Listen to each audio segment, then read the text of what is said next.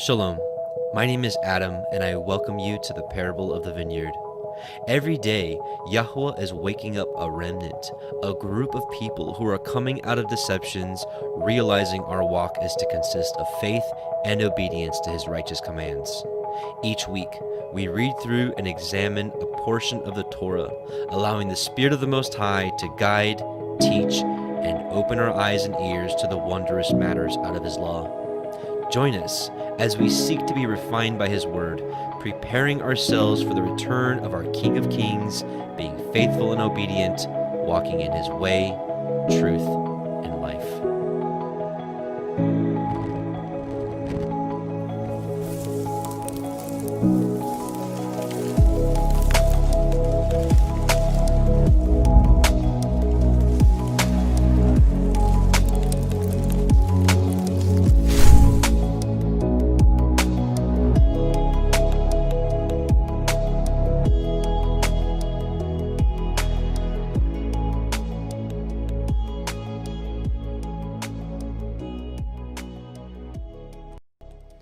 Shabbat Shalom, brothers and sisters. Welcome back. We are in week 13, and we are in the book of Exodus, the Torah portion, Shemot. Really exciting. Honestly, I look forward to this Torah portion every year now. Last year, we did a 3-hour Torah portion on this one. There's so much to cover. So really, I'm going to keep my words very, very few today.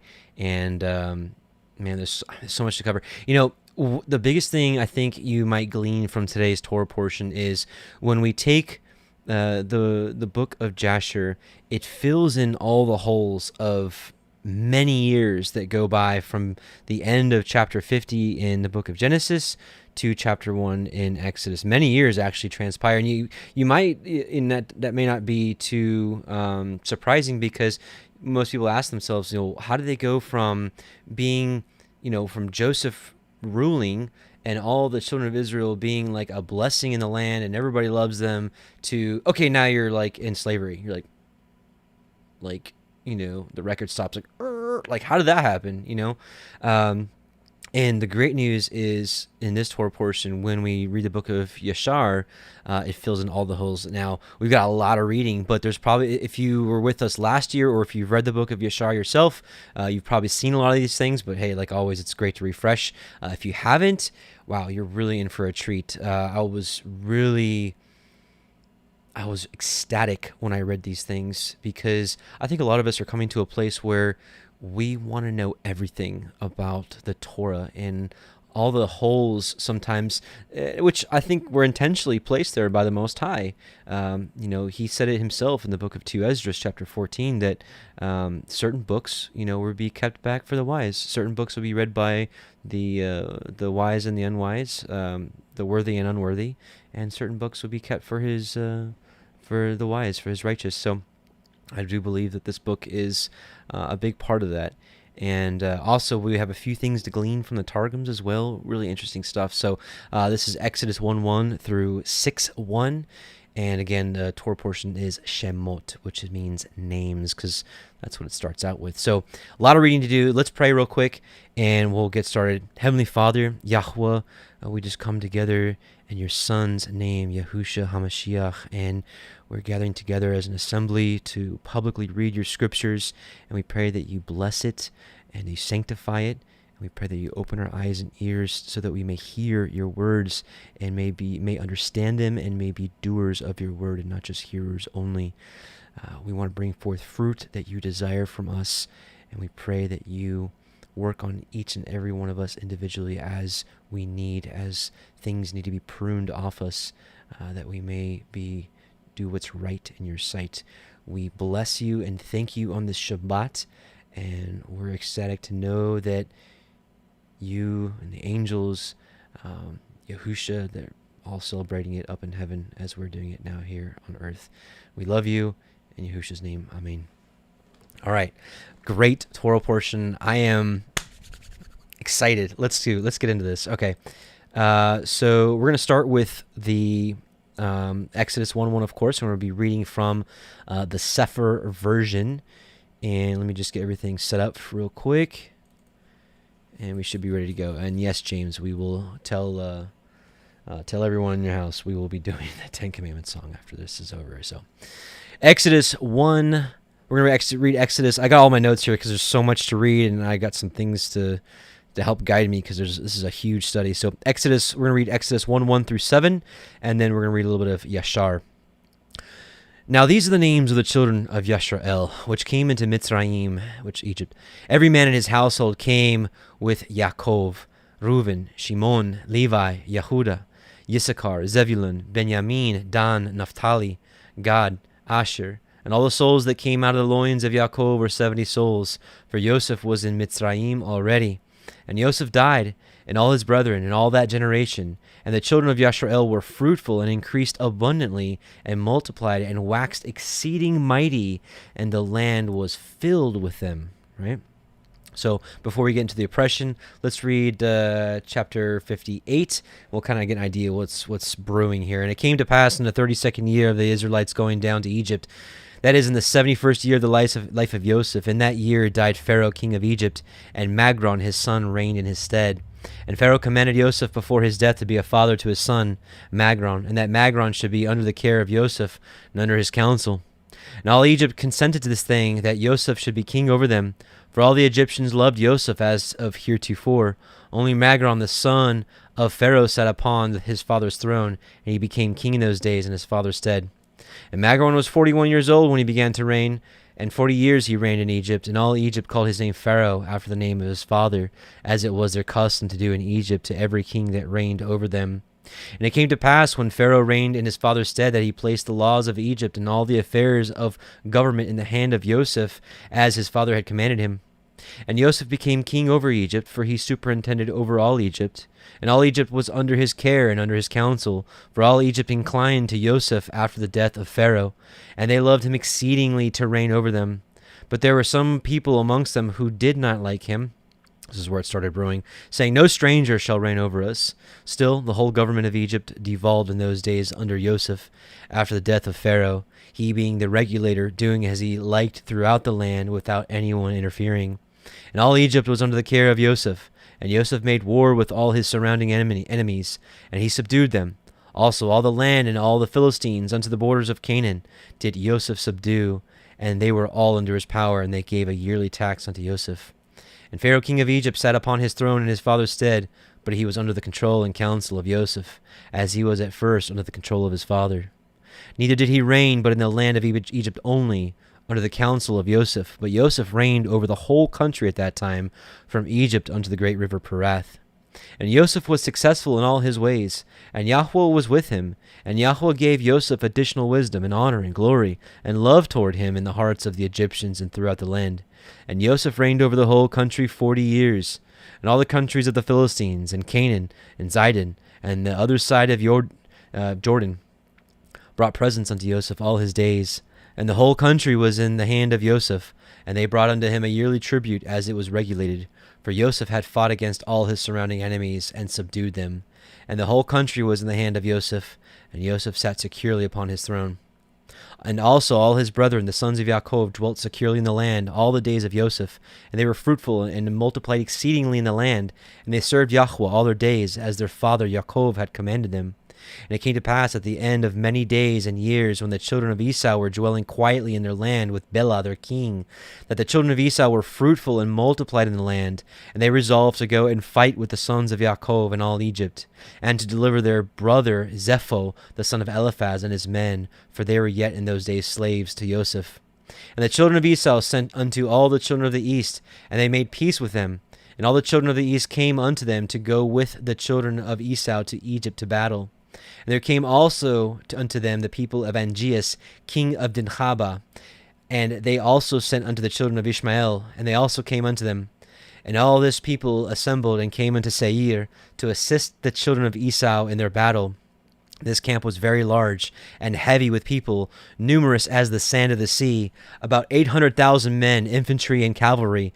And all these troops went down to Egypt to fight with the sons of Yaakov, and they encamped by Ramesses.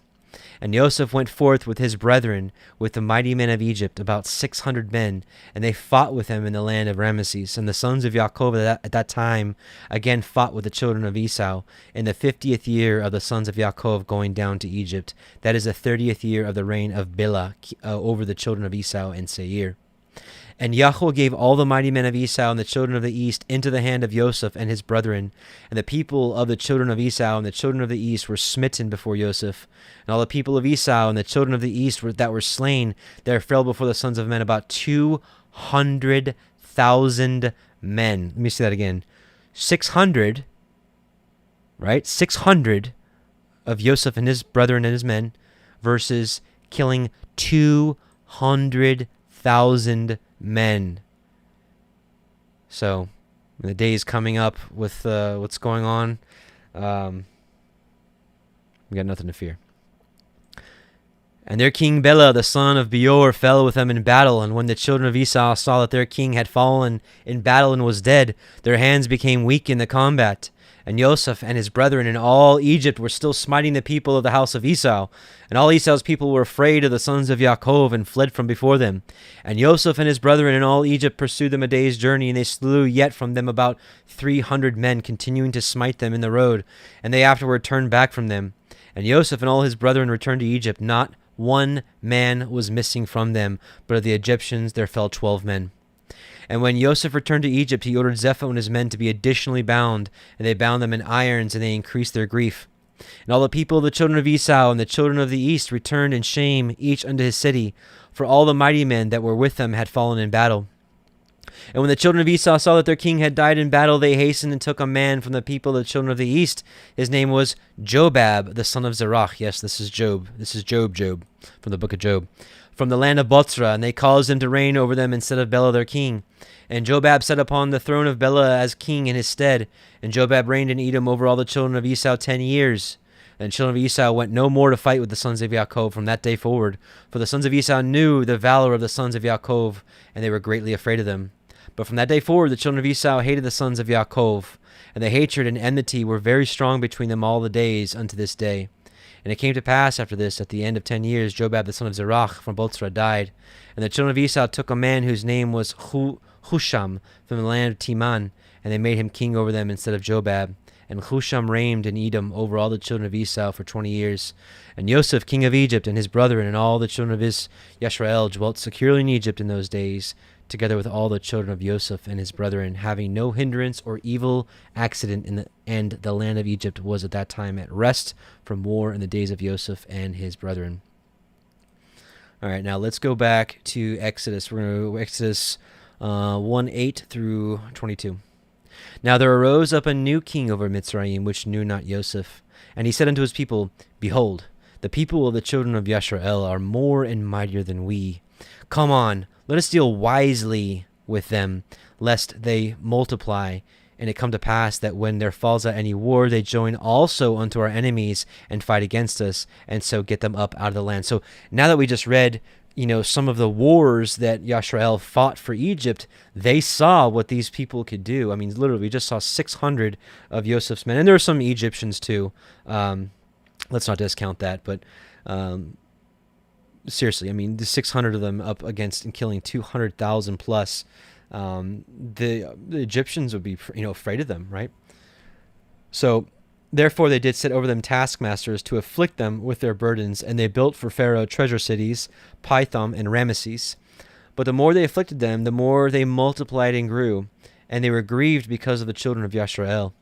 And the Mitzrayim made the children of Yisrael to serve with rigor, and they made their lives bitter with hard bondage, in mortar and in brick, and in all manner of service in the field. And all their service wherein they made them to serve was with rigor. And the king of Mitzrayim spoke to the Ivri, the Hebrew midwives, of which the name of one is Shifra and the name of the other Pua, which in the Targums we find out that this is Jochebed and Miriam. So this is the mother of Moses and the sister of Moses.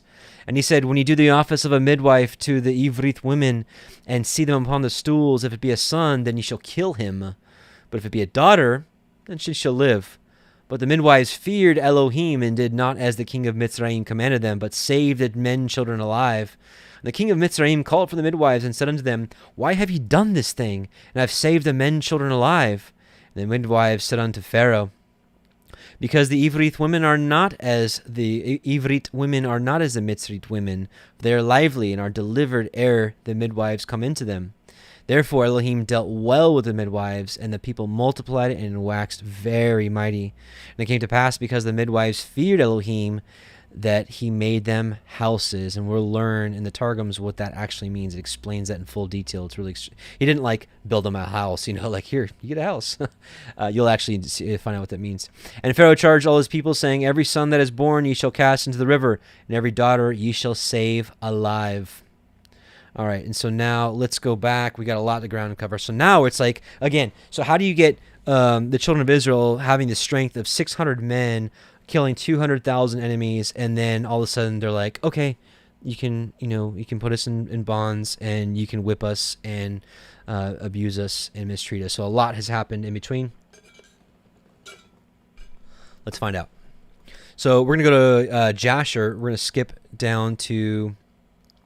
this is kind of a repeat, the first part of chapter 59. We're going to go to verse 25 through 28. And it came to pass after this that Joseph died in that year, the 71st year of the Israelites going down to Egypt. And Joseph was 110 years old when he died in the land of Egypt. And all his brethren and all his servants rose up, and they embalmed Joseph, as was their custom. And his brethren and all Egypt mourned over him for 70 days. And they put Joseph in a coffin filled with spices and all sorts of perfume, and they buried him by the side of the river that is Sihor. And his sons and all his brethren and the whole of his father's household made a 7 days mourning for him. And it came to pass, after the death of Joseph, all of the Egyptians began in those days to rule over the children of Yisrael. And Pharaoh, king of Egypt, who reigned in his father's stead, took all the laws of Egypt and conducted the whole government of Egypt under his counsel, and he reigned securely over his people. All right, we're going to skip chapter 60 because this is just the history of Zepho, the son of Eliphaz, and Angeas, king of Africa. This is all awesome reading, but I really want to stay on topic here because there's so much to read. All right, so chapter 61, verses 1 through 11. And it came to pass at that time, Pharaoh, king of Egypt, commanded all his people to make for him a strong palace in Egypt, because many more wars were going on, kind of what we just skipped. And he also commanded the sons of Yaakov to assist the Egyptians in the building. And the Egyptians made a beautiful and elegant palace for a royal habitation, and he dwelt therein, and he renewed his government, and he reigned securely. And Zebulun, the son of Yaakov, died in that year. That is the 72nd year of the going down of the Israelites to Egypt. And Zebulun died 114 years old, and he was put into a coffin and given into the hands of his children. And in the 75th year died his brother Shimon. He was 120 years old at his death, and he was also put into a coffin and given into the hands of his children. And Zepho, the son of Eliphaz, the son of Esau, captain to the host of Angeas, king of Dinhaba, was still daily enticing Angeas to prepare for battle to fight with the sons of Yaakov in Egypt. And Angeas was unwilling to do this thing, for his servants had related to him all the might of the sons of Yaakov, what they had done unto them in the battle with the children of Esau. And Zepho was in those days daily enticing Angeas to fight with the sons of Yaakov in those days. And after some time Angeas hearkened to the words of Zepho, and consented to him to fight with the sons of Yaakov in Egypt. And Angeas got all his people in order, a people numerous as the sand which is upon the seashore, and he formed his resolution to go to Egypt to battle. I have to imagine, as many times as we see this term, sand upon the seashore, I have to imagine, not very many people live near the beach, but I guess they all visited the beach. I guess they did take trips to the beach because this was a very common saying.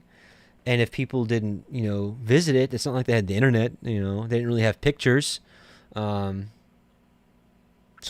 most people probably saw it for themselves. Just thinking out loud. And he formed a resolution to go to Egypt to battle. And amongst the servants of Angeas was a youth, which I'm totally cool with. I mean, the beach is probably one of my favorites, top 3 of Yahuah's creation. Top 2. And amongst the servants of Angeas was a youth 15 years old.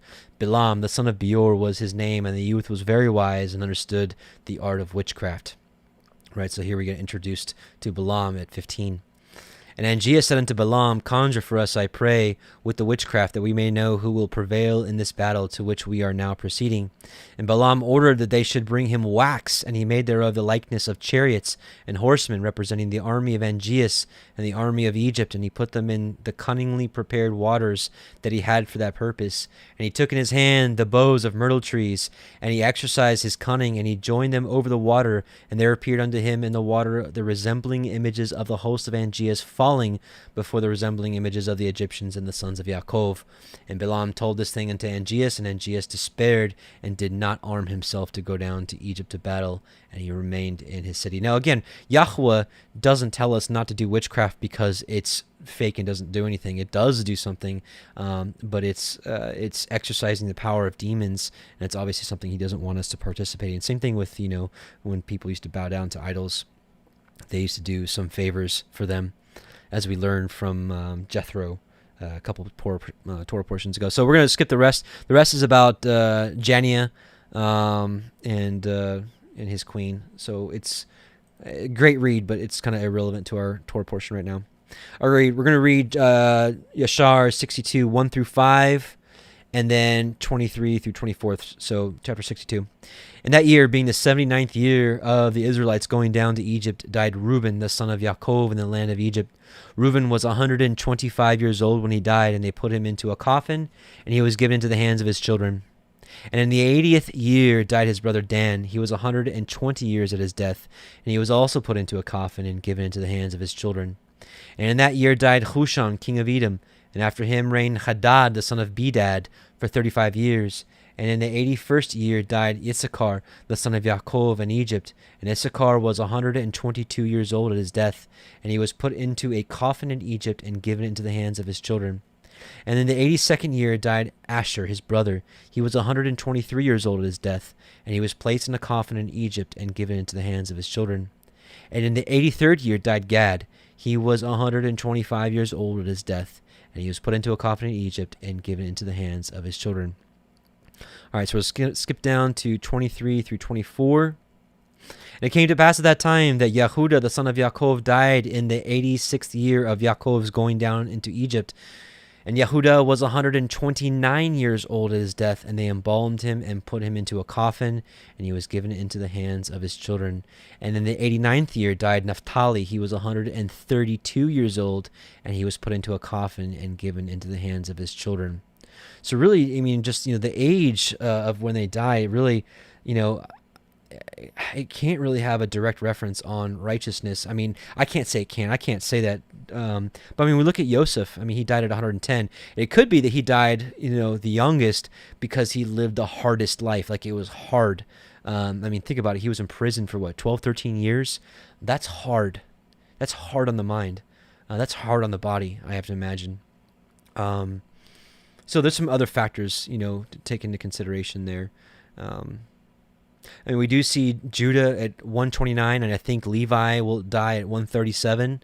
And there you've got your king and priesthood. They live a little bit longer than everybody else, except for Naphtali. He's kind of the wrench and everything, so I'm not sure. It's hard to tell, but it is interesting. So we're going to skip the rest here, just more War of Africa stuff. All right, we're going to read chapter 63, 1 through 9. And again, all what we're doing now, if you just joined us, what we're doing is we're filling in the holes from when the children of Israel were prospering in the land, everybody loved them, to, hey, now you're our slaves. We're filling in those holes of how we get there, of how they got there. Yashar, chapter 63. And in the 93rd year died Levi, the son of Yaakov, in Egypt. And Levi was 137 years old when he died. And they put him into a coffin, and he was given into the hands of his children. And here we go. This is where it starts. This is like the last brother. After the last brother dies is like when the protection kind of starts to fade away. Not that Yah is not still there, but it's like, you'll see what I'm saying. And it came to pass after the death of Levi, when all Egypt saw that the sons of Yaakov, the brethren of Joseph, were dead, all the Egyptians began to afflict the children of Yaakov and to embitter their lives from that day unto the day of their going forth from Egypt. And they took from their hands all the vineyards and fields which Joseph had given unto them, and all the elegant houses in which the people of Yashrael lived, and all the fat of Egypt the Egyptians took from all the sons of Yaakov those days. And this is nothing new, because even like in the book of Judges, we see right when Joshua dies, right? Like when that leadership kind of passes away, and the next generation's there to kind of take over, it's just like, already there. It's like right afterwards. Okay, they're like, all right, we're gonna go serve Baal. You're like, what? How does that even happen? All right, verse 3. And the hand of all Egypt became more grievous in those days against the children of Yashrael, and the Egyptians injured the Israelites until the children of Yashrael were wearied of their lives on account of the Egyptians. And it came to pass in those days, in the 102nd year of Yashrael going down into Egypt, the Pharaoh king of Egypt died, and Melol his son reigned in his stead, and all the mighty men of Egypt and all that generation which knew Joseph and his brethren died in those days. And another generation rose up in their stead, which had not known the sons of Yaakov, and all the good which they had done to them, and all their might in Egypt. Therefore all Egypt began from that day forth to embitter the lives of the sons of Yaakov, and to afflict them with all manner of hard labor, because they had not known their ancestors, who had delivered them in the days of the famine. And this was also from Yahuah. Remember, right? He chastens us for our good, for the children of Yashrael, to benefit them in their latter days, in order that all the children of Yashrael might know Yahuah their Elohim. We may not like it when it comes. Going back 2 weeks ago, to probably like, okay, not quite, because it's the Pacific time. We didn't quite get together. But 2 weeks ago today, got together with 10, 12, 15, I don't remember how many there was. We got together on the beach of Huntington Beach in SoCal, and we got together. And I was saying this specifically that, we read Psalm 119 together. And, I always appreciate the part where it's like, it was good that I was afflicted, that I might learn your statutes. And unless your Torah had been my delight, I should have perished in my affliction. There's something to be said about the growth that we experience in affliction. And when I was saying that, little did I know that I was about a day or two away from a major time of affliction for myself, and a time of growth. So praise Yah for that. And, as I was telling them, we shouldn't always be so quick to be ready to get out of that time of affliction, because we learn so much in that time. And that's also, again, where we learn so much. Hang on one second. Hey, Bubby. Hey, hang on one second. Excuse me, brothers and sisters. Give me just a moment.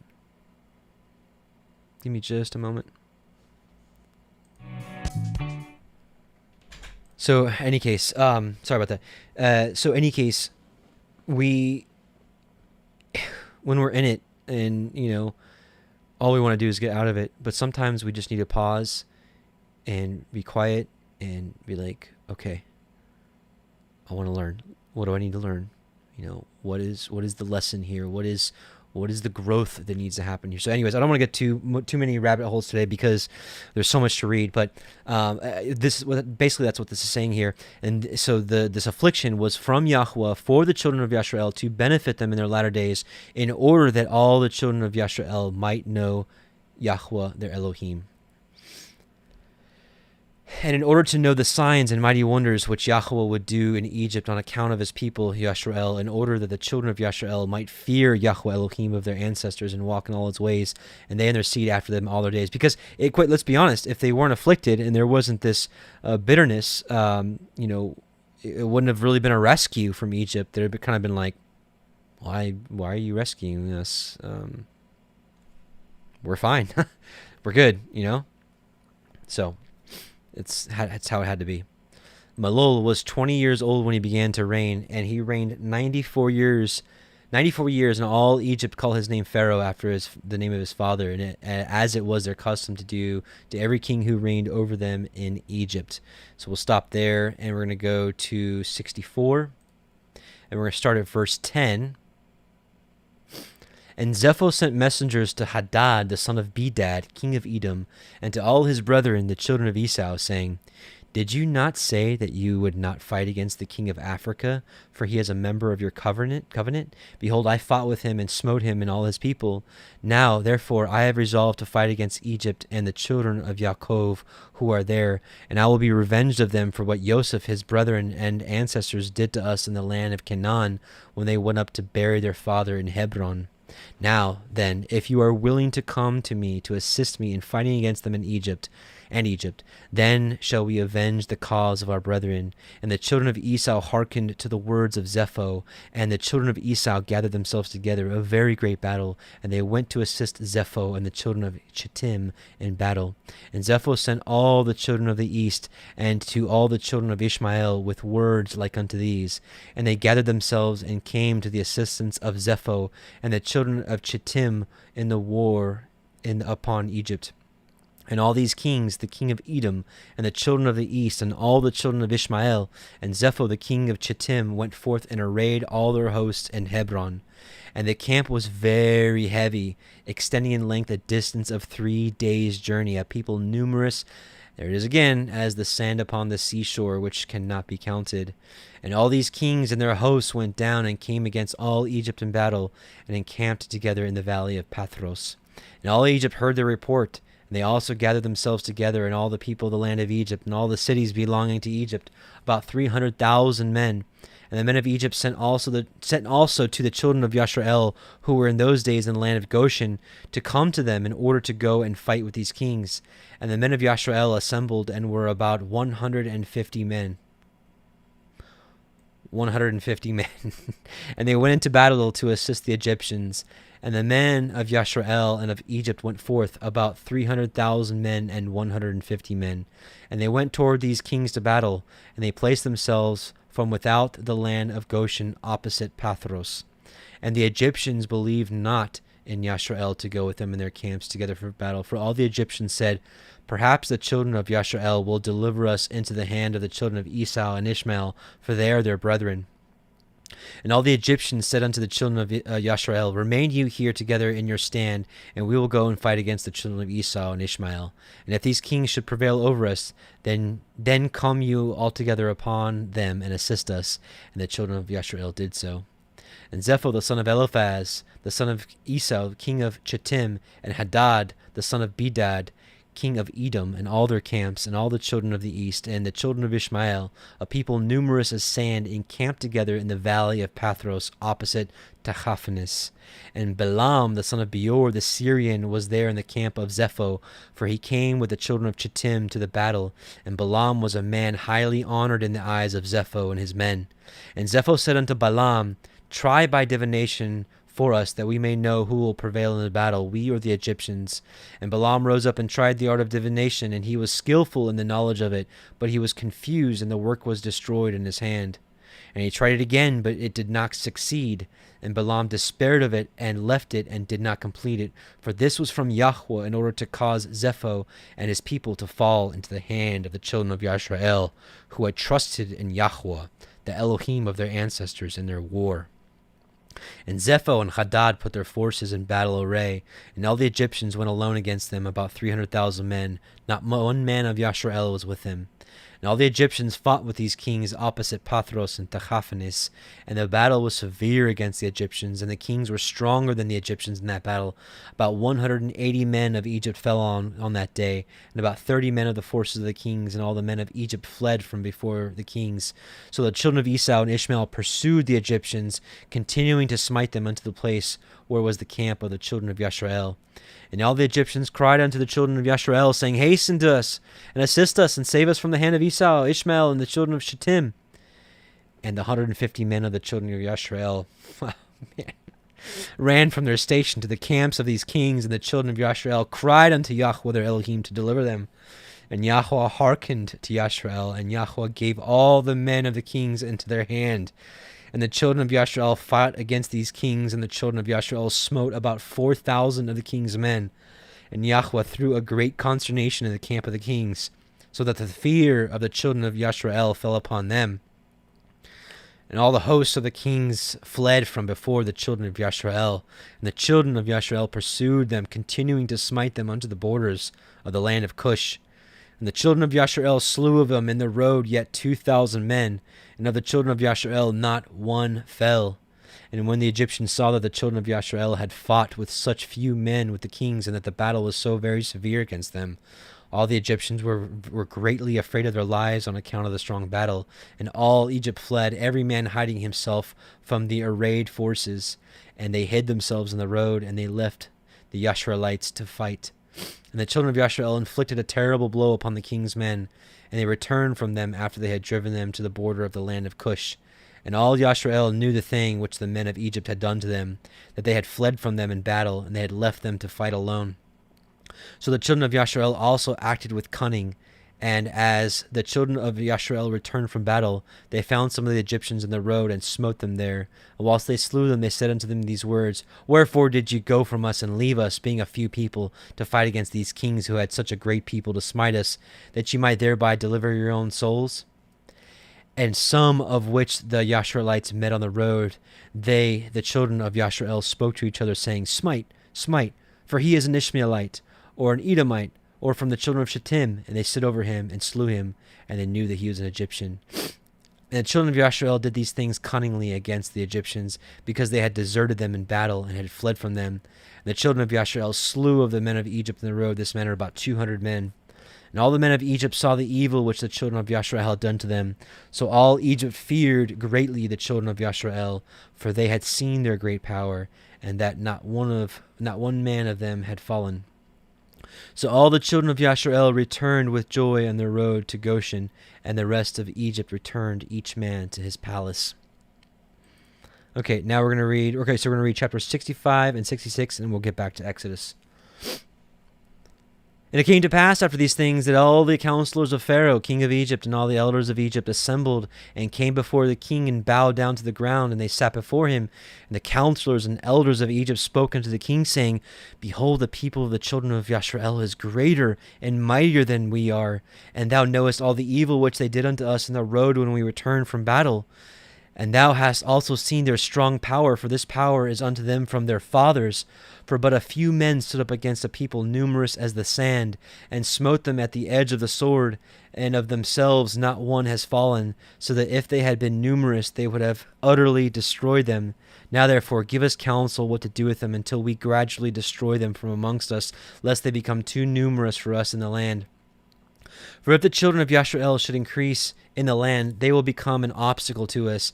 And if any war should happen to take place, they, with their great strength, will join our enemy against us and fight against us and destroy us from the land and go away from it. So the king answered the elders of Egypt and said unto them, This is the plan advised against Yashrael, which we will not depart. And let's just pause here for a second. And even though in this case the Israelites were fewer in number, they were greater in strength. Think about it now. The people that run the world, the so-called elite, they're the ones few in number, and they are afraid of us. So they know that if everybody kind of woke up in one day, their power would be over just like that. But that's not Yahuwah's will, and it's not going to happen. So that's why you have all these brainwashing programs. That's why you have the corrupt medical system, the corrupt food system, and the list goes on. I'm just saying that. But at the end of the day, they know, they're not dumb. They know that because now his people are as the sand of the sea, like literally. And that if we all rose up, it'd be over for them in a day, 2 days, it'd be over. But again, that's not Yah's will, so it's not going to happen, not until he says so, not until it's his timing. Behold, so this is their plan. Behold, in the land of Pithom and Ramses, cities unfortified against battle, it behooves you and us to build them and to fortify them. Now, therefore, go you also and act cunningly, right? So they're acting with cunning, with wisdom and deceit, and they're being stealthy about it. Just same thing with the secret societies and all that's going on today. Act cunningly toward them and proclaim a voice in Egypt and in Goshen at the command of the king, saying, All ye men of Egypt, Goshen, Pathros, and all their inhabitants, The king has commanded us to build Pithom and Rameses, and to fortify for them battle. Who amongst you of all Egypt, of all the children of Yashrael, and of all the inhabitants of the cities, are willing to build with us? Shall each have his wages given to him daily, at the king's order. So go ye first, and do cunningly, and gather yourselves, and come to Pithom and Rameses to build. And whilst you are building, cause a proclamation of this kind to be made throughout Egypt every day at the command of the king. And when some of the children of this is not the announcement yet. This is still like their plan. And when some of the children of Yashrael shall come to build with you, you shall give them their wages daily for a few days, not like literally days, but like a few months or years, as you'll see. So this is their long-term plan and how to put them in slavery. So this is the key part right here. And after they shall have built with you for their daily hire, drag yourselves away from them daily one by one in secret, and then you shall rise up and become their taskmasters and officers, and ye shall leave them afterward to build without wages, and should they refuse, then force them with all your might to build. So basically their plan is, it's going to be, they're positioning it as like, hey, let's all pitch in together. Let's do this together. We got to build these cities and defend them, because you see these battles that are going on. And listen, these cities are unfortified. We need to fortify them. Let's do this together. Let's build these cities. And what their plan is, they're going to pay them at first, and little by little, they're like, the Egyptians, like one at a time, will withdraw from the work, and then all of a sudden, they're like become like overseers, and the children of Israel will be like, oh. And if you do this, it will be well with us to strengthen our land against the children of Yashrael. For on account of the fatigue of the building and the work, the children of Yashrael will decrease, because you will deprive them from their wives day by day. And all the elders of Egypt heard the counsel of the king, and the counsel seemed good in their eyes, and in the eyes of the servants of Pharaoh, and in the eyes of all Egypt. And they did according to the word of the king. And all the servants went away from the king, and they caused a proclamation to be made in all Egypt, in Tahaphanes, and in Goshen, and in all the cities which surround Egypt, saying, now here's the proclamation. You have seen what the children of Esau and Ishmael did to us, who came to war against us and wished to destroy us. Now therefore the king commanded us to fortify the land, to build the cities Pithom and Rameses, and to fortify them for battle, if they should again come against us.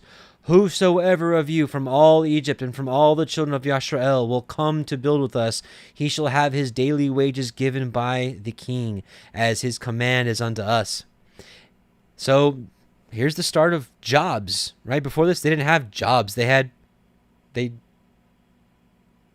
tended their flocks, and they had their gardens, and they had their fields, their vineyards, and they didn't have jobs. So this jobs thing was the start of slavery. I wonder what's going on today with jobs. And when Egypt and all the children of Yashrael heard all that the servants of Pharaoh had spoken, there came from the Egyptians and the children of Yashrael to build with the servants of Pharaoh, Pithom and Rameses. But none of the children of Levi came with their brethren to build. And all the servants of Pharaoh and all his princes came at first with deceit to build with all Yashrael as daily hired laborers, and they gave to Yashrael their daily hire at the beginning. And the servants of Pharaoh built with all Yashrael, and were employed in that work with Yashrael for a month. And at the end of a month, all the servants of Pharaoh began to withdraw secretly from the people of Yashrael daily. And Yashrael went on with the work at that time, but they then received their daily hire, because some of the men of Egypt were yet carrying on the work with Yashrael at that time. Therefore the Egyptians gave Yashrael their hire in those days, in order that they, the Egyptians, their fellow workmen, might also take the pay for their labor. And at the end of a year and 4 months, all the Egyptians had withdrawn from the children of Yashrael, so that the children of Yashrael were left alone, engaged in the work. After all the Egyptians had withdrawn from the children of Yashrael, they returned and became oppressors and officers over them, and some of them stood over the children of Yashrael as taskmasters, to receive from them all that they gave them for the pay of their labor. So they did this step by step, piece by piece. Right? Same thing how where we are at this point today in the world. And all the Egyptians did this manner to the children of Yashrael day by day, in order to afflict their work. And all the children of Yashrael were alone engaged in the labor, and the Egyptians refrained from giving any pay to the children of Yashrael from that time forward. And when some of the men of Yashrael refused to work on account of the wages not being given to them, then the exactors and the servants of Pharaoh oppressed them and smote them with heavy blows and made them return by force to labor with their brethren. Thus did all the Egyptians unto the children of Yashrael all their days. So there must be something spiritual that happened here, because we have to be honest with each other. When you have 150, or when you have 600 men of Yashrael killing 200,000 enemies, and 150 killing several thousand,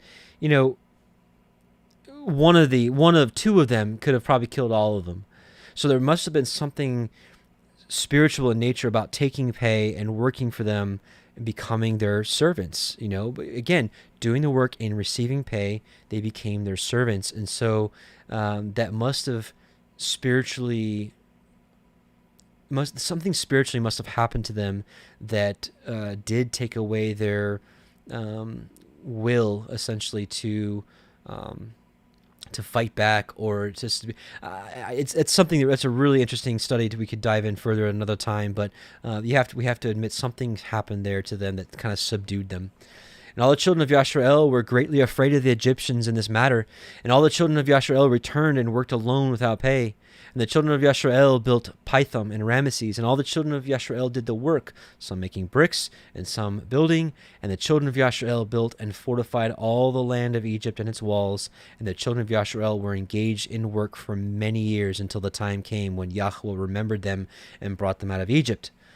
Now listen carefully. Now a lot of you have already seen this study, but just to refresh you, this is an amazing passage, and I think we need to be like the Levites here, because we already saw the Levites didn't go to the work.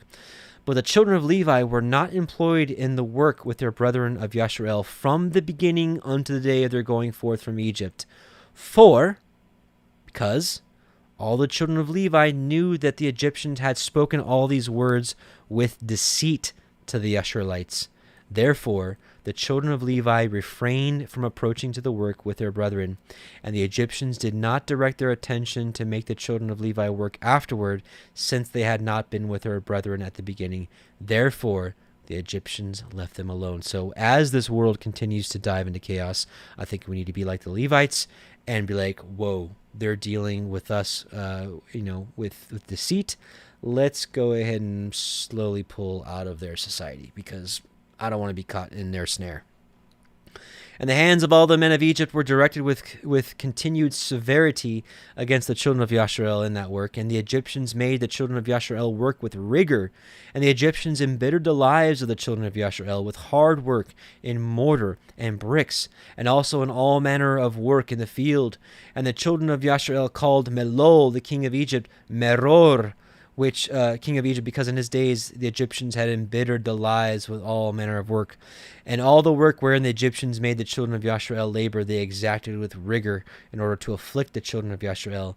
But the more they afflicted them, the more they increased and grew, and the Egyptians were grieved because of the children of Yashrael. All right, chapter 66. Yes. Okay, so yeah, okay.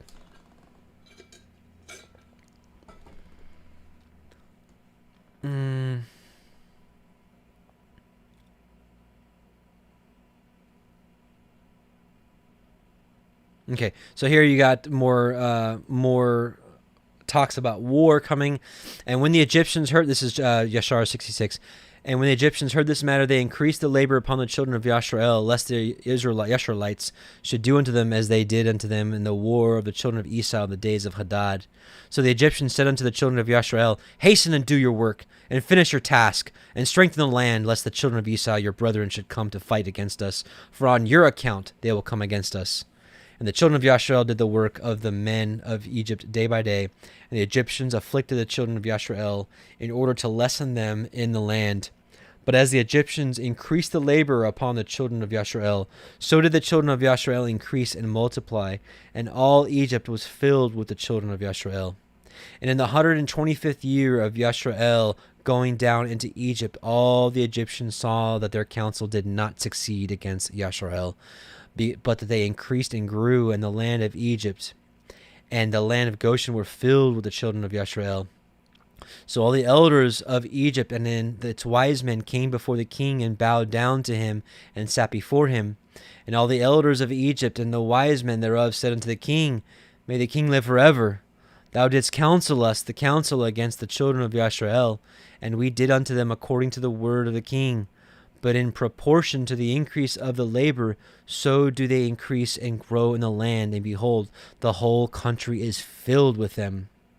Now therefore, our Lord and King, the eyes of all Egypt are upon thee to give them advice with thy wisdom, by which they may prevail over Yisrael to destroy them or to diminish them from the land. And the king answered them, saying, Give you counsel in this matter, that we may know what to do unto them. And an officer, one of the king's counselors, whose name was Job, from Mesopotamia, in the land of Uz, answered the king, saying, Yes, this is Job, answered the king, saying, If it please the king, let him hear the counsel of his servant. And the king said unto him, Speak. And Job spoke before the king, the princes, and before all the elders of Egypt, saying, Behold, the counsel of the king which he advised formerly respecting the labor of the children of Yisrael is very good, and you must not remove from them that labor forever. But this is the advice counseled by which that you may lessen them, if it seems good to the king to afflict them. Behold, we have feared war for a long time, and we said, When Yisrael becomes fruitful in the land, they will drive us from the land if a war should take place.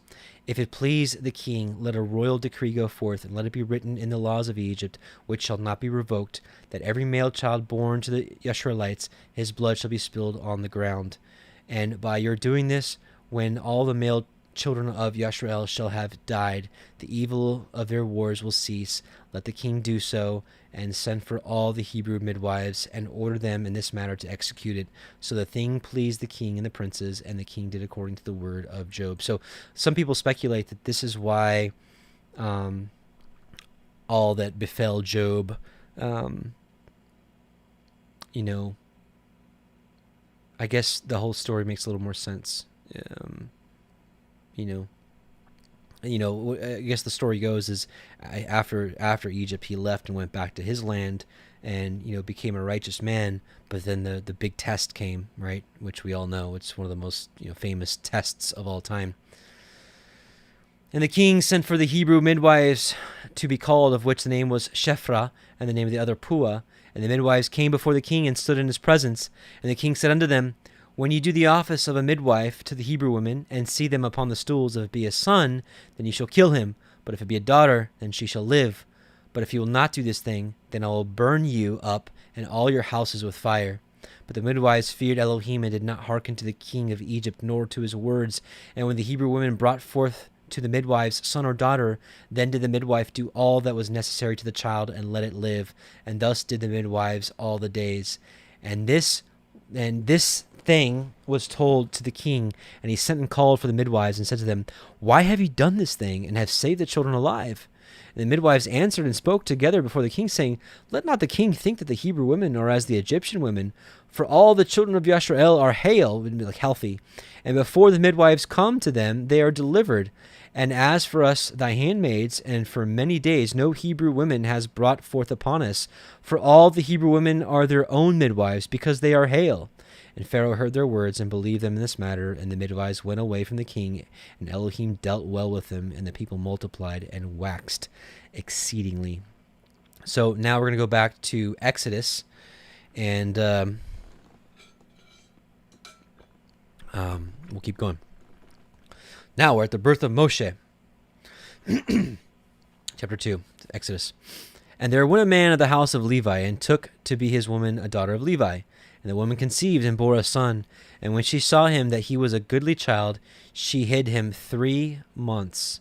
Now, for my brothers and sisters out there that say that the moons are not for months, so she hid him 3 months. Let's take a look at this word months, and this is the word yerach, which is the word for moon, right? Month or moon. You have yerach and yareach. Yareach is the moon. Yerach is moon, month, right? It's the same thing, so it's interchangeable. So when when people say that new moon should be new, it should be translated as new month, and therefore the moons aren't used for the months. I do believe that to be incorrect. Love you regardless.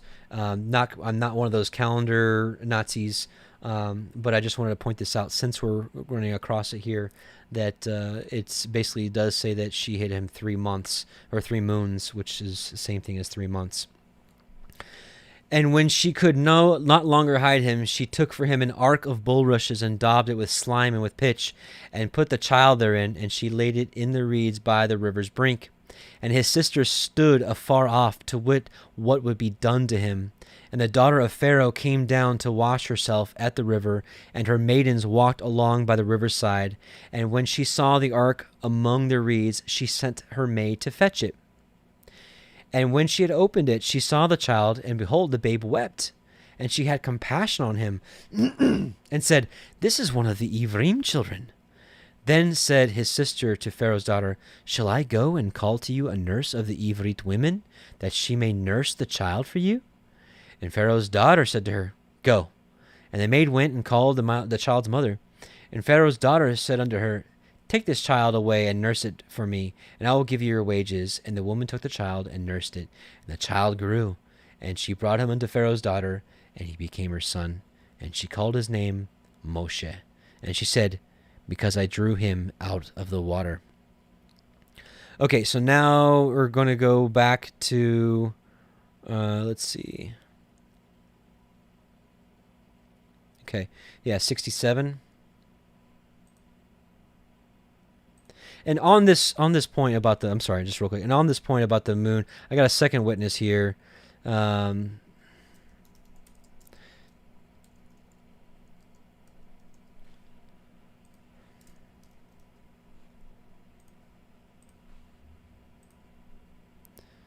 Sirach, book of Ecclesiasticus. He made the moon also to serve in its season, to mark the times and to be an everlasting sign. From the moon comes the sign of the feast days, a light that wanes when it has reached the full. The month is named for the moon. That's what I was telling you. Yerach, Yareach. Yeah. So, increasing marvelous in her phases, an instrument of the hosts on high, shining forth in the firmament of heaven. Enough about that. Okay, we're going to read all of 67 of Yashar. There was a man in the land of Egypt of the seed of Levi, whose name was Amram, the son of Kohath, the son of Levi, the son of Yashrael. And this man went and took a wife, namely Jochebed, the daughter of Levi, his father's sister, sorry. And she was 126 years old, and he came unto her. And the woman conceived and bare a daughter, and she called her name Miriam, because in those days the Egyptians had embittered the lives of the children of Yashrael. And she conceived again and bare a son, and she called his name Aharon, for in the days of her conception Pharaoh began to spill the blood of the male children of Yashrael. In those days died Zepho, the son of Eleph. And by the way, this is still going on this day right now. You've got the abortions, you've got all kinds of, now, they're also taking the blood of people. If you think all the blood of that blood banks, if you think all that blood that goes to blood banks goes to transfusions, I think we might have missed something in our research. But these people literally drink the stuff to stay alive and to have power. In those days died Zepho, the son of Eliphaz, the son of Esau, king of Chittim, and Janeas reigned in his stead. And the time that Zepho reigned over the children of Chittim was 50 years, and he died and was buried in the city of Nabna in the land of Chittim. And Janeas, one of the mighty men of the children of Chittim, reigned after him, and he reigned 50 years. And it was after the death of the king of Chittim that Balaam, the son of Beor, fled from the land of Chittim, and he went and came to Egypt to Pharaoh, king of Egypt. And Pharaoh received him with great honor, for he had heard of his wisdom, and he gave him presents and made for him a counselor and aggrandized him. So made him great, right? And Balaam dwelt in Egypt in honor with all the nobles of the king, and the nobles exalted him because they all coveted to learn his wisdom. And in the 130th year of Yashrael going down into Egypt, Pharaoh dreamed that he was sitting upon his kingly throne, and lifted up his eyes and saw an old man standing before him. And there were scales in the hands of the old man, as such scales as are used by merchants. And the old man took the scales and hung them before Pharaoh. And the old man took all the elders of Egypt and all its nobles and great men, and he tied them together and put them in one scale. And he took a milk kid and put it into the other scale, and the kid preponderated over all of it. And Pharaoh was astonished at this dreadful vision, why the kid should preponderate over all. And Pharaoh woke, and behold, it was a dream. And Pharaoh rose up early in the morning, and called all his servants, and related to them the dream, and the men were greatly afraid. And the king said to all his wise men, Interpret, I pray you, the dream which I dreamed, that I may know it. And Balaam the son of Beor answered the king and said unto him, This means nothing else but a great evil that will spring up against Egypt in the latter days. For a son will be born to Yisrael, who will destroy all Egypt and all its inhabitants, and bring forth the Yisraelites from Egypt with a mighty hand. Now therefore, O king, take counsel upon this matter, that you may destroy the hope of the children of Yisrael, and their expectation before this evil arise against Egypt. And the king said unto Balaam, What shall I do unto Yisrael? Surely after a certain manner did we at first counsel against them, and could not prevail over them. Now therefore give you also advice against them, by which we may prevail over them. And Balaam answered the king, saying, Send now and call thy 2 counselors, and we will see what their advice is upon this matter, and afterward thy servant will speak.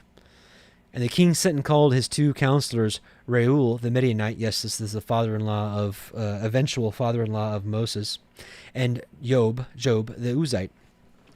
And they came and sat before the king, and the king said to them, Behold, you have both heard the dream which I have dreamed, and the interpretation thereof.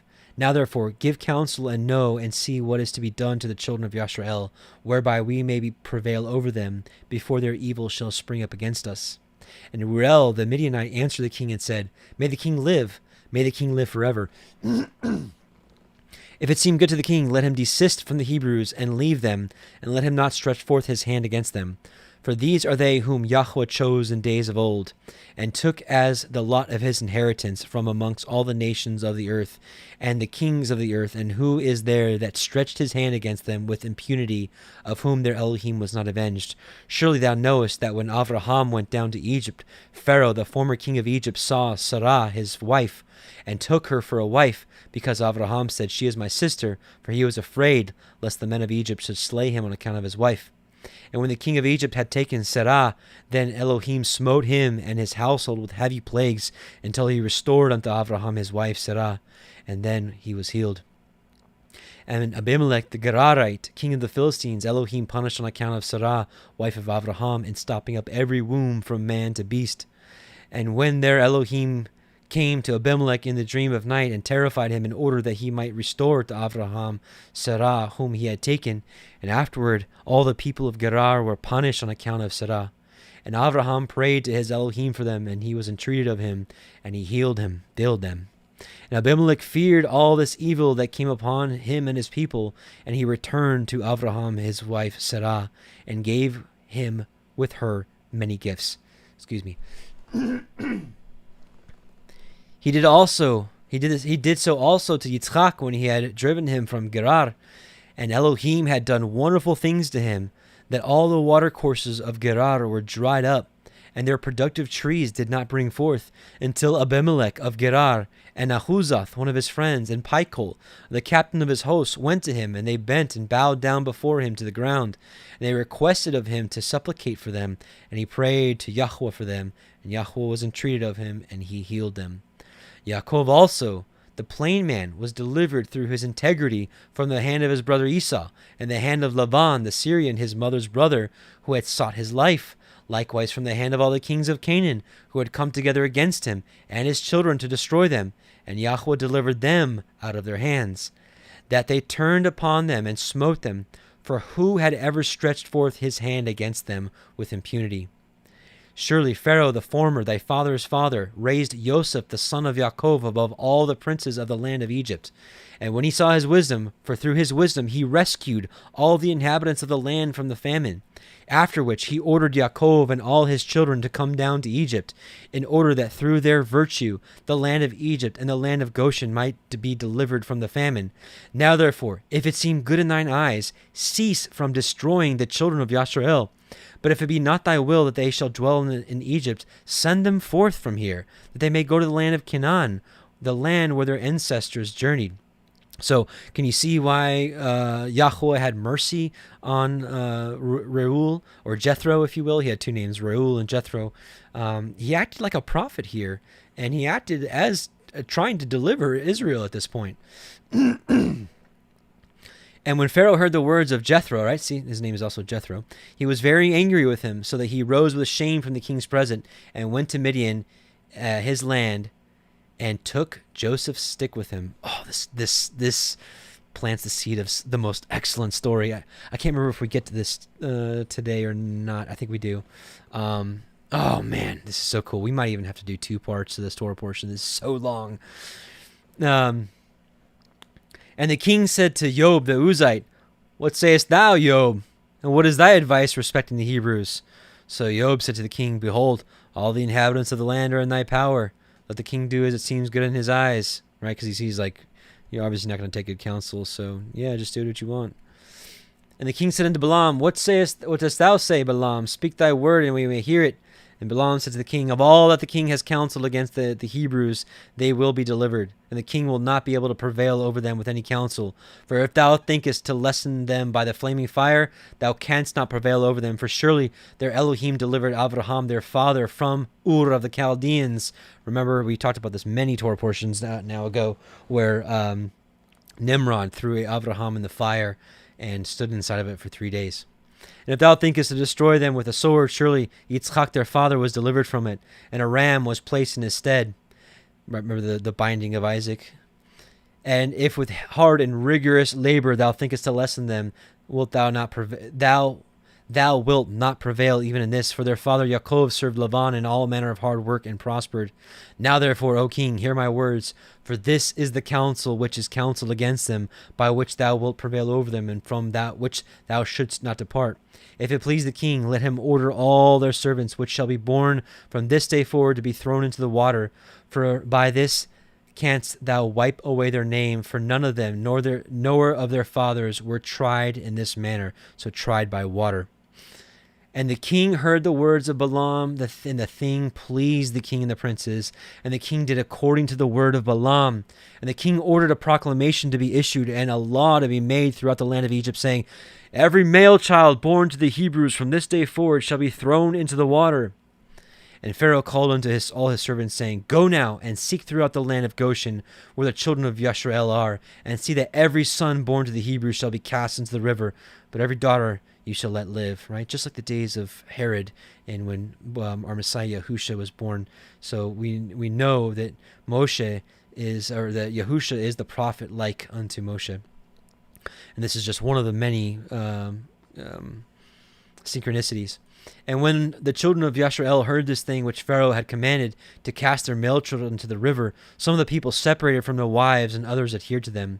And from that day forward, when the time of delivery arrived to those women of Yasharel who had remained with their husbands, they went to the field to bring. Now listen, this is really interesting. They went to the field to bring forth there, and they brought forth in the field and left their children upon the field and returned home. First, you're like, what? Now this gets a little weird, but I really think this weird's the wrong word. Let me not use that word anymore. This is a little different, but I believe it's true. And we have a verse in the Torah to confirm it. I'll show you. And Yahuah, who had sworn to their ancestors to multiply them, sent one of his ministering angels, which are in heaven, to wash each child in water, to anoint and swathe it, and to put into its hands 2 smooth stones. Now, this is actually a passage we read about in Ezekiel when he talks about, I washed you, I washed the blood off of you. It continues to talk about Egypt. I think, is it 16? Let me just find it real quick so you can reference it later. I think it's Ezekiel 16. Yeah, here we go. Here we go. As for the nativity in the day that thou was born, thy navel was not cut, neither was thou washed in water to supple thee. Thou was not salted at all, nor swaddled. None I pitied thee to do any of these unto thee, to have compassion upon thee. But thou wast cast out in the open field to the loathing of thy person in the day that thou was born. And when I passed by thee, and I saw thee polluted in thine own blood, I said unto thee, when thou wast in thy blood, live. Yea, and I said unto thee, when thou wast in thy blood, live. And I caused thee to multiply as the bud of the field, and thou hast increased and waxen great, and thou art come to excellent ornaments. And anyways, it keeps going. But that's, you can see right here, right? Cast out into the open field. And you can see right here. Yeah, they were brought forth into the field and left their children upon the field and returned home. And Yahuah had sworn to their ancestors to multiply them, sent one of his ministering angels which are in heaven to wash each child in water, to anoint and swathe it, and to put into its hands 2 smooth stones, from one of which it suckled milk, and from the other honey. Now this will make a lot more sense. Oops. It'll make a lot more sense, this passage here. 2 of them. Deuteronomy 32:13. He made them ride on the high places of the earth, that he might eat the riches of the fields, and he made them to suck honey out of the rock. We don't find this in the Torah anywhere. We don't find this in the wilderness. We don't find this when they're living in the land. But the only place we find this is in the book of Jasher. When you see right here, they took the stones, and one of it they drank milk, and the other they drank honey. They sucked honey from the rock. Psalm 81:16, and with honey out of the rock should I have satisfied thee. There's your confirmation from Jasher that this story is true. Which sucked from milk and the other honey, and he caused its hair to grow to its knees, by which it might cover itself, to comfort it and to cleave to it through its compassion for it. And when Elohim had compassion over them, he had desired to multiply them upon the face of the land. He ordered his earth to receive them, to be preserved therein till the time of their growing up, after which the earth opened its mouth and vomited them forth, and they sprouted forth from the city like the earth. Oh man, this is so cool. I know some of you are like, what? But seriously, I really believe this story. They sprouted forth from the earth like the herb of the earth and the grass of the forest, and they returned each to his family and to his father's house, and they remained with them. And the babes of the children of Yashar'el were upon the earth like the herb of the field through Elohim's grace to them. And when all the Egyptians saw this thing, they went forth each to his field with his yoke of oxen and his plowshare, and they plowed it up as one plows the earth at seed time. And when they plowed, they were unable to hurt the infants of the children of Yashar'el. So the people increased and waxed exceedingly. And Pharaoh ordered his officers daily to go to Goshen to seek for the babes of the children of Yashar'el. And when they had sought and found one, they took it from its mother's bosom by force and threw it into the river. But the female child they left with its mother, and thus did the Egyptians do to the Yasharites all the days. All right. Chapter 68, we're going to read all of this. And it was at that time the spirit of Elohim was upon Miriam, the daughter of Amram, the sister of Aharon, and she went forth and prophesied. In the Torah it says she's a prophet, yet we don't really see any of her prophecies. And she went forth and prophesied about the house, saying, Behold, a son will be born unto us from my father and mother this time, and he will save Yashar'el from the hands of Egypt. And when Amram heard the words of his daughter, he went and took his wife back to the house, after he had driven her away at the time when Pharaoh ordered every male child of the house of Yaakov to be thrown into the water. So Amram took Jochebed his wife 3 years after he had driven her away, and he came to her, and she conceived. At the end of 7 months from her conception, she brought forth a son, and the whole house was filled with great light, as of the light of the sun and the moon at the time of their shining. And this reminds me of the birth of Enoch, where it says here, the birth of Noah. So, and she became And after some days, my son Methuselah took a wife for his son Lamech, and she became pregnant by him and bore a son.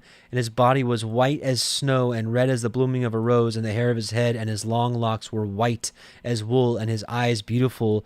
And when he opened his eyes, he lighted up the whole house like the sun, and the whole house was very bright. And thereupon he arose in the hands of the midwife and opened his mouth and conversed with Yahuah of righteousness.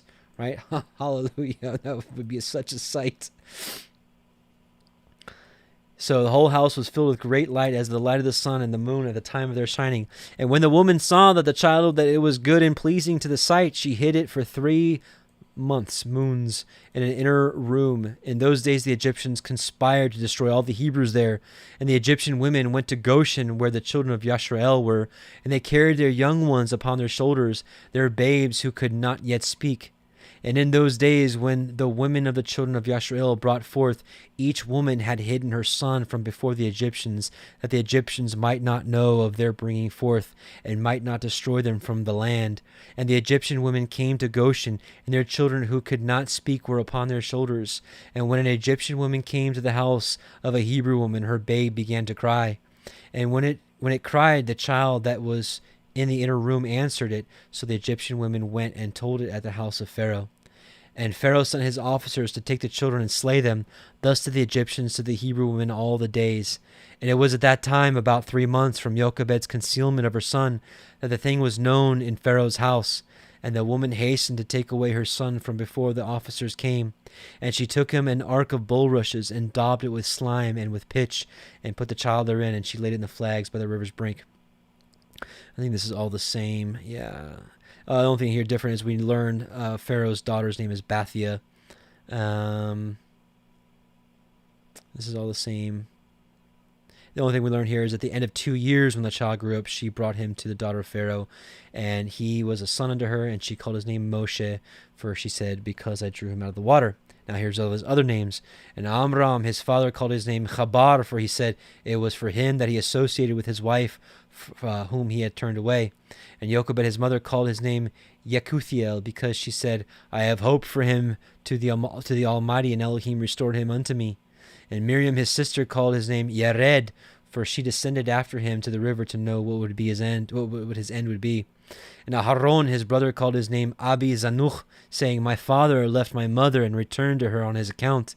And Kohath, the father of Amram, called his name Abigdor, because on his account did Elohim repair the breach of the house of Yaakov, that they could no longer throw their male children into the water.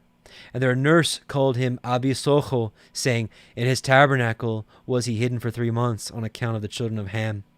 And all Yashrael called his name Shemaiah, the son of Nathaniel, for they said, for his days Elohim has heard their cries and rescued them from their oppressors. And Moshe was in Pharaoh's house, and was unto Bathia, Pharaoh's daughter, as a son, and Moshe grew up amongst them, the king's children. And 69 is really short. We're going to read all that. This is the 69 book of Yashar. And the king of Edom died in those days in the 18th year of his reign, and he was buried in his temple, which he had built for himself as his royal residence in the land of Edom. And the children of Esau sent to Pithor, which is upon the river, and they fetched from there a young man of beautiful eyes and comely aspect, whose name was Saul, and they made him king over them in the place of Samalah. And Saul reigned over all the children of Esau in the land of Edom 40 years. And interesting that Saul apparently, was tall, handsome, and he reigned for 40 years as well. And when Pharaoh, king of Egypt, saw that the counsel which Balaam had advised respecting the children of Israel did not succeed, but that they still were fruitful, multiplied, and increased throughout the land of Egypt, then Pharaoh commanded in those days that a proclamation should be issued throughout Egypt to the sons of Yashrael, saying, no man shall diminish anything of his labor. And the man who shall be found deficient in his labor which he performs daily, whether in mortar or in bricks, then his youngest son shall be put in their place. So put in the place of the bricks, so they'll be part of the building and die inside the building. And the labor of Egypt strengthened upon the children of Yashrael in those days. And behold, if one brick was deficient in any man's daily labor, the Egyptians took his youngest boy by force from his mother, and put him into the building in the place of the brick which his father had left wanting. And the men of Egypt did so to all the children of Yashrael day by day, all the days for a long period, but the tribe of Levi did not at that time work with the Israelites, their brethren, from the beginning, for the children of Levi knew the cunning of the Egyptians, which they exercised at first towards the Israelites. All right, we're going to read one more chapter of Yashar, and we're going to get back to Exodus. And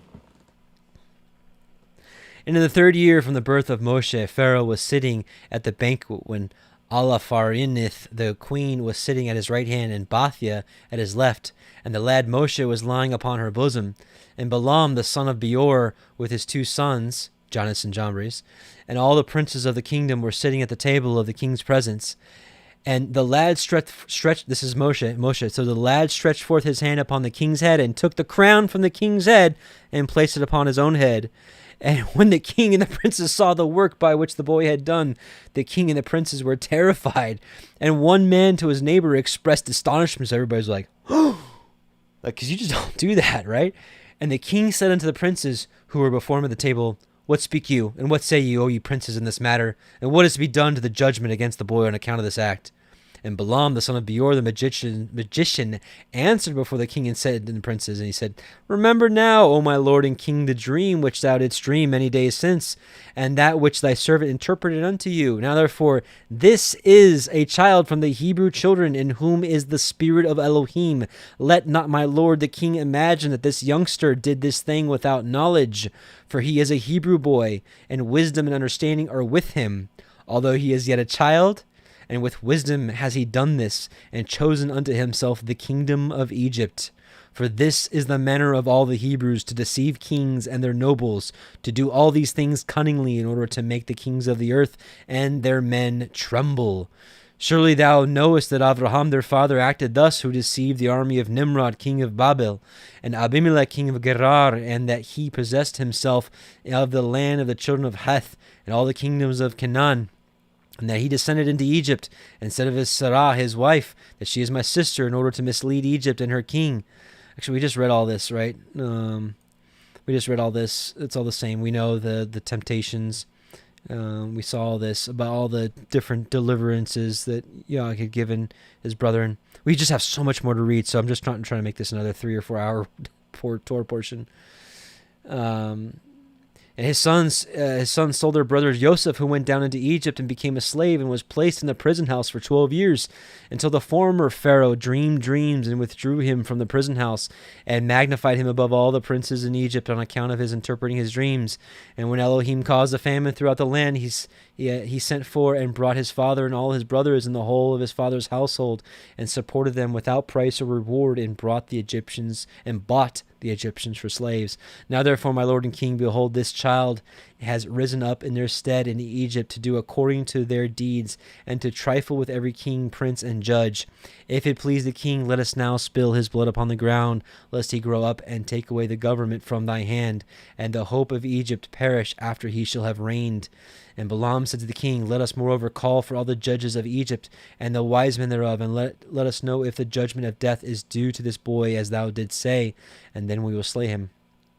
And Pharaoh sent and called for all the wise men of Egypt, and they came before the king, and an angel of Yahuah came amongst them, and he was like one of the wise men of Egypt. And the king said to the wise men, surely you have heard what this Hebrew boy who is in the house has done, and thus has Balaam judged in the matter. Now judge you also, and see what is due to the boy for the act he has committed. And the angel, who seemed like one of the wise men of Pharaoh, answered and said as follows, before all the wise men of Egypt, and before the king and the princes, if it please the king, let the king send for men, who shall bring before him an onyx stone, and a coal of fire, and place them before the child. And if the child shall stretch forth his hand and take the onyx stone, then shall we know that with wisdom has the youth done all that he has done, and we must slay him. But if he stretch forth his hand upon the coal, then we shall know that it was not with knowledge that he did this thing, and he shall live. And the thing seemed good in the eyes of the king and the princes, so the king did according to the word of the angel of Yahuah. And the king ordered the onyx stone and the coal be brought in place before Moshe. Remember, Moses is a little baby at this point.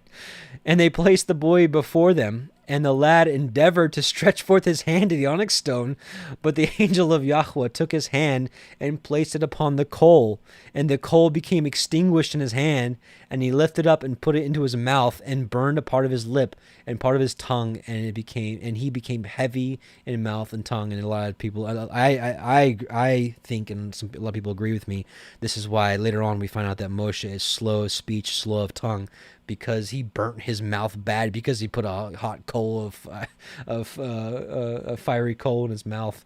So, right. So Moshe was like, "Oh yeah, I'm grabbing the onyx stone," but the angel of Yahuah was like, "No, no, no, no." And when the king and princess saw this, they knew that Moshe had not acted with wisdom in taking off the crown from the king's head. So the king and the princes refrained from slaying the child. So Moshe remained in Pharaoh's house, growing up, and Yahuah was with him. And whilst the boy was in the king's house, he was robed in purple, and he grew amongst the children of the king. And when Moshe grew up in the king's house, Bathia, the daughter of Pharaoh, considered him as a son, and all the household of Pharaoh honored him, and all the men of Egypt were afraid of him. And he daily went forth and came into the land of Goshen, where his brethren, the children of Yashrael, were. And Moshe saw them daily in shortness of breath and hard labor. And Moshe asked them, saying, Wherefore is this labor meted out unto you day by day? And they told him all that had befallen them, and all the injunctions which Pharaoh had put upon them before his birth. And they told him all the counsels which Balaam the son of Beor had counseled against them, and what he had also counseled against him in order to slay him when he had taken the king's crown from off his head. And when Moshe heard these things, his anger was kindled against Balaam, and he sought to kill him. And he was an ambush for him day by day. And Balaam was afraid of Moshe, and he and his 2 sons rose up and went forth from Egypt. And they fled and delivered their souls, and betook themselves to the land of Cush, to Kikianus, the king of Cush. And Moshe was in the king's house, going out and coming in. Yahuah gave him favor in the eyes of Pharaoh, and in the eyes of all his servants, and in the eyes of all the people of Egypt. And they loved Moshe exceedingly. And the day arrived when Moshe went to Goshen to see his brethren, that he saw the children of Yashrael and their burdens and hard labor. And Moshe was grieved on their account.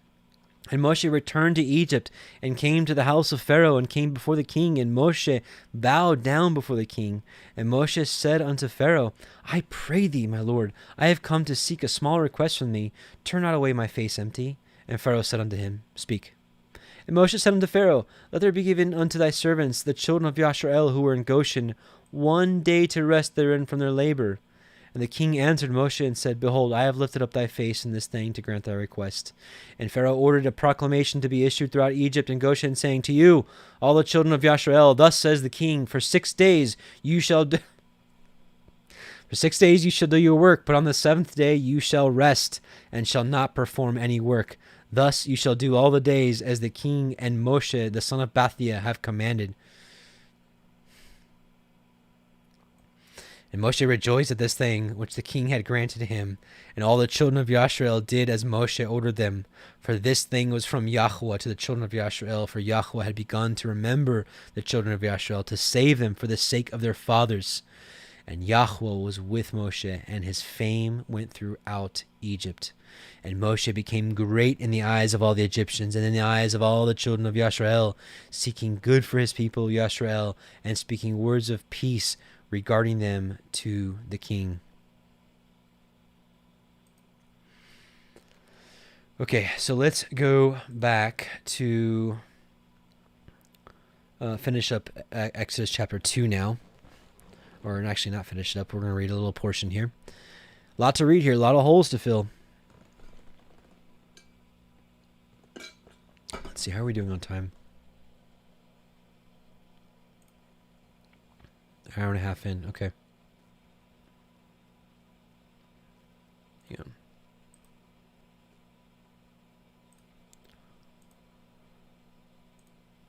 Okay. Let's keep going. Exodus chapter 2, verses 11 through 15. And it came to pass in those days when Moshe was grown that he went out unto his brethren and looked on their burdens. And he spied a Mitzri smiting an Ivri, one of his brethren. And he looked this way and that way. And when he saw that there was no man, he slew the Mitzri and hid him in the sand. And when he went out the 2nd day, behold, 2 men of the Ivrim strove together. And he said to him that did the wrong, Wherefore smite you your fellow? And he said, "Who made you a prince and judge over us? Intend you to kill me as you killed the Mitzri?" And Moshe feared and said, "Surely this thing is known." And we learn in the Targums that this is Dathan and Abiram that we learn a lot more about in the wilderness experience. They continue to be a problem. Now, when Pharaoh heard this thing, he sought to slay Moshe, but Moshe fled from the face of Pharaoh and dwelt in the land of Midian, and he sat down by a well. So let's go back to Yashar. There's a lot more holes to fill. We're going to learn a little more of why Moshe decided to kill this taskmaster. There's actually a lot more to the story, and it makes a little more sense. Because, I mean, all the taskmasters were beating everybody, so why did he kill this one in particular? Why didn't he go around and start, assassinating all of them? I think you'll find some comfort in knowing why Moshe did kill. It's a little more warranted in the book of Yashar. Okay, so when Moshe was 18 years old, he desired to see his father and mother and went to them in Goshen. So he saw an Egyptian smiting one of the Hebrew brethren. And when the man who was beaten saw Moshe, he ran to him for help. For the man Moshe was greatly respected in the house of Pharaoh. And he said to him, "My lord, attend to me. This Egyptian came to my house in the night and bound me, and came to my wife in my presence. And now he seeks to take my life away." So this Egyptian came into his house and raped his wife in front of him. And when Moshe heard this wicked thing, his anger was kindled against the Egyptian. And he turned this way and the other, and when he saw there was no man, he smote the Egyptian and hid him in the sand, and delivered the Hebrew from the hand of him that smote him. And the Hebrew went to his house, and Moshe returned to his home, and went forth and came back to the king's house. And when the man had returned home, he thought of repudiating his wife, for it was not right in the house of Yaakov for any man to come to his wife after she had been defiled. And the woman went and told her brothers, and the woman's brothers sought to slay him, and he fled to his house and escaped. And on the second day Moshe went forth to his brethren, and saw, and behold, two men were quarreling. And he said to the wicked one, "Why dost thou smite thy neighbor?" And he answered him and said to him, "Who has set thee for a prince and a judge over us? Dost thou think to slay me as thou didst slay the Egyptian?" And Moshe was afraid, and he said, "Surely this thing is known." And Pharaoh heard of this affair, and he ordered Moshe to be slain. So Elohim sent his angel, and he appeared unto Pharaoh in the likeness of a captain of the guard. And the angel of Yahuah took the sword from the hand of the captain of the guard, and took his head off with it. For the likeness of the captain of the guard was turned into the likeness of Moshe. And the angel of Yahuah took hold of the right hand of Moshe, and brought him forth from Egypt, and placed him from without the borders of Egypt, a distance of 40 days' journey. And Aharon his brother alone remained in the land of Egypt, and he prophesied in the children of Yashrael, saying, "Thus says Yahuah Elohim of your ancestors, throw away each man the abomination of his eyes, and do not defile yourselves with the idols of Egypt." And the children of Yashrael rebelled, and would not hearken to Aharon at that time. And Yahuah thought to destroy them, were it not that Yahuah remembered the covenant which he had made with Abraham, Yitzchak, and Yaakov. And in those days the hand of Pharaoh continued to be severe against the children of Yashrael, and he crushed and oppressed them until the time when Elohim sent forth his word. We know who that is, and took notice of them. All right. Okay, so we're going to skip this. So if you want to know the whole story, read Yashar chapter 72. Long story short, there apparently was a time in between from Egypt before he went to Midian. There was apparently, I think, 20 years, or maybe it's 40 years, 20 years, where he was in the land of Cush and became the king of Cush for like 20 years. And then afterwards, they sent him away. And then that's when he wandered and went to Midian. But we're going to skip this part here. And, so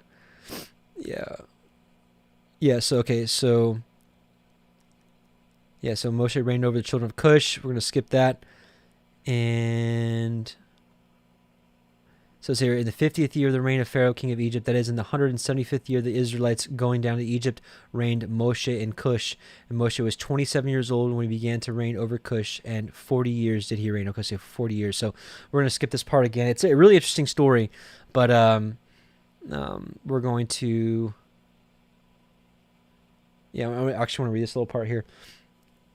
And Balaam the magician, when he saw that the city was taken, this is Cush still, he opened the gate, and he and his 2 sons and 8 brothers fled and returned to Egypt, to Pharaoh, king of Egypt. They are the sorcerers and magicians who are mentioned in the book of the Torah, standing against Moshe when Yahuah brought the plagues upon Egypt. And we know, again, Jonas and Jambres, we know that this story, we know that at least Paul read this story because Paul repeated their name. Actually, excuse me. So the names of Jonas and Jambres are in Yashar, and they're in the Targum. So he knew their names from somewhere. It was either from Yashar or that the Targums were the most ancient manuscripts, and their names were taken out for whatever reason. So we're gonna skip this part. Again, really interesting story. So if you want to read Jasher 72 and 73, I highly recommend it. And let's see, 74 we're going to skip anyways because that's different kingdoms, the reign of different kings and different kingdoms. We're 75 we're going to skip. This is an interesting story. 30,000 men from Ephraim trusted in their own strength to go into Canaan and to take back their possession before the appointed time, and they were all killed except 10 of them. And we also learn from the Targums that the reason that Yahuah didn't take them the straightest route is because they would have seen all the dead bodies of all of their of all the 30,000 killed of Ephraim when they went to go try to get things done before their time.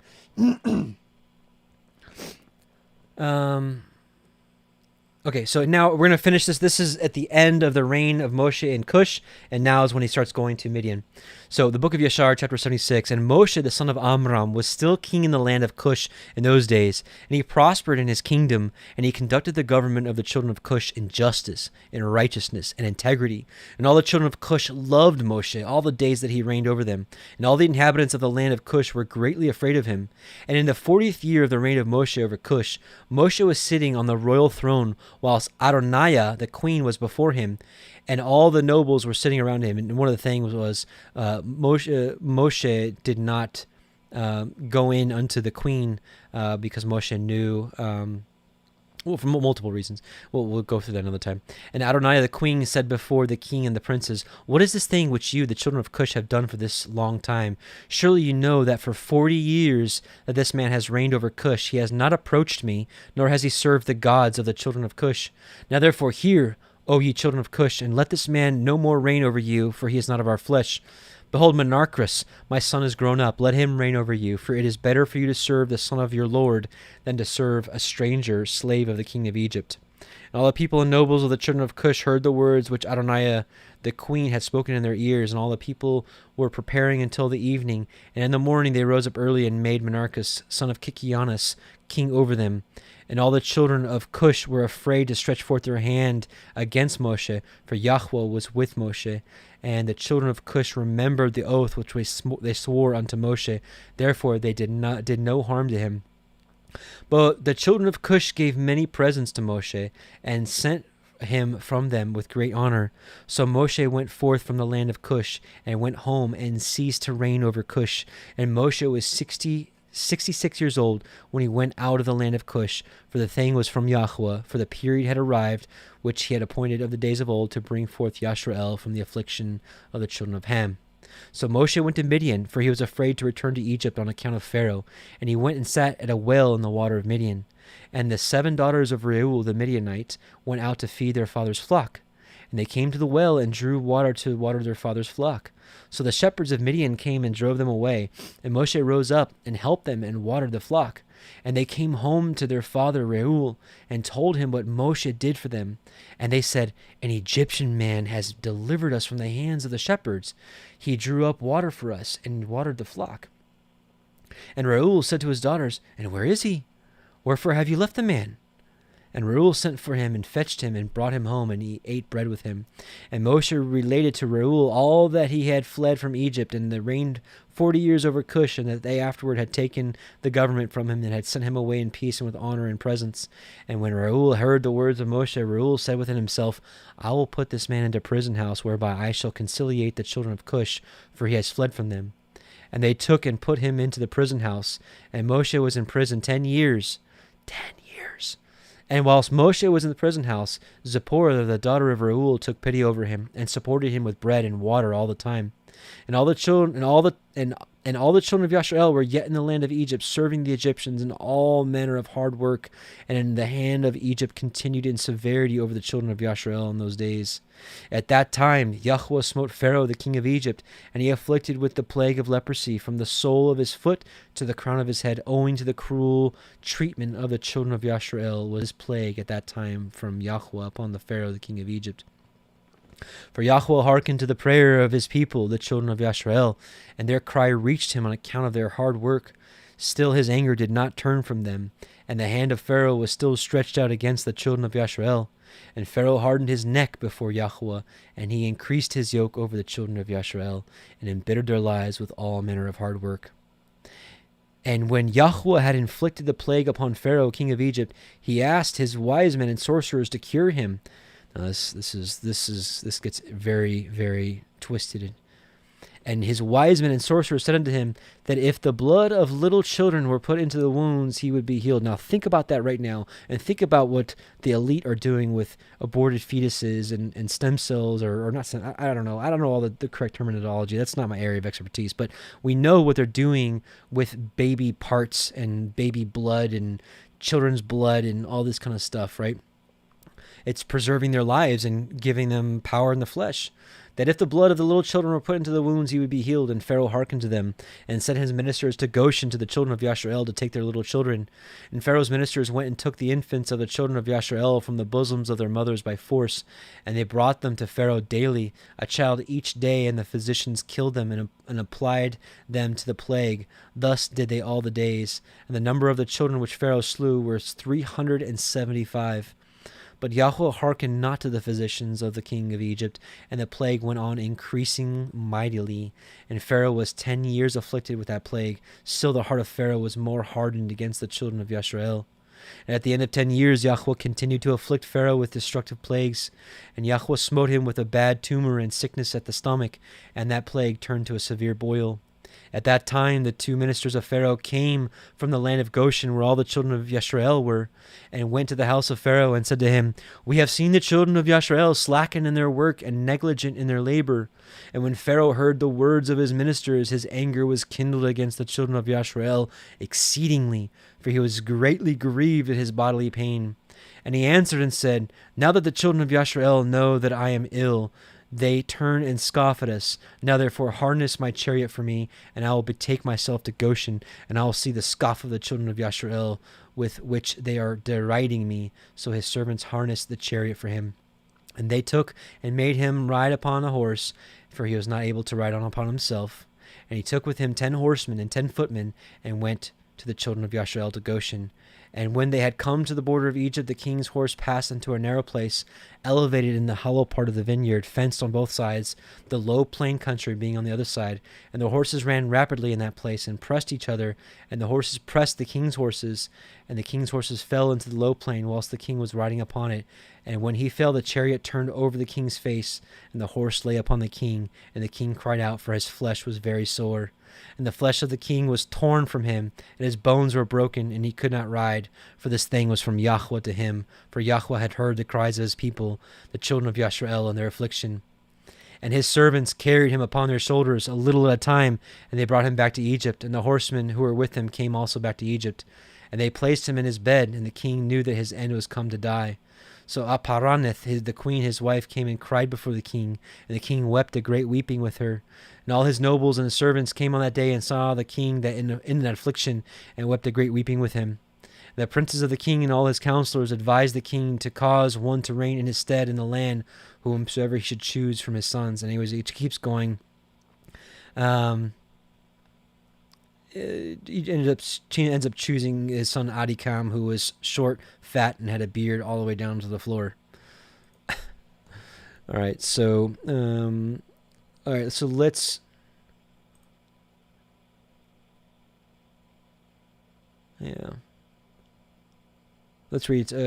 read Exodus 2:16 through 25.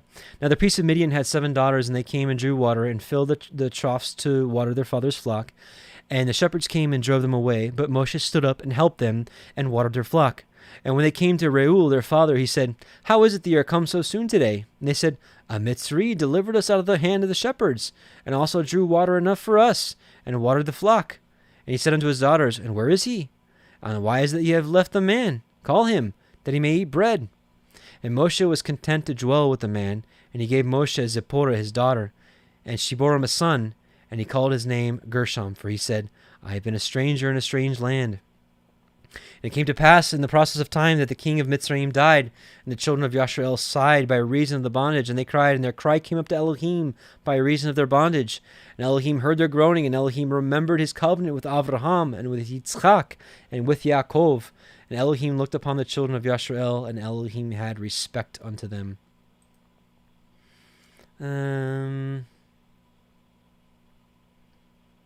Let's see. This is just more of the yeah, this is more of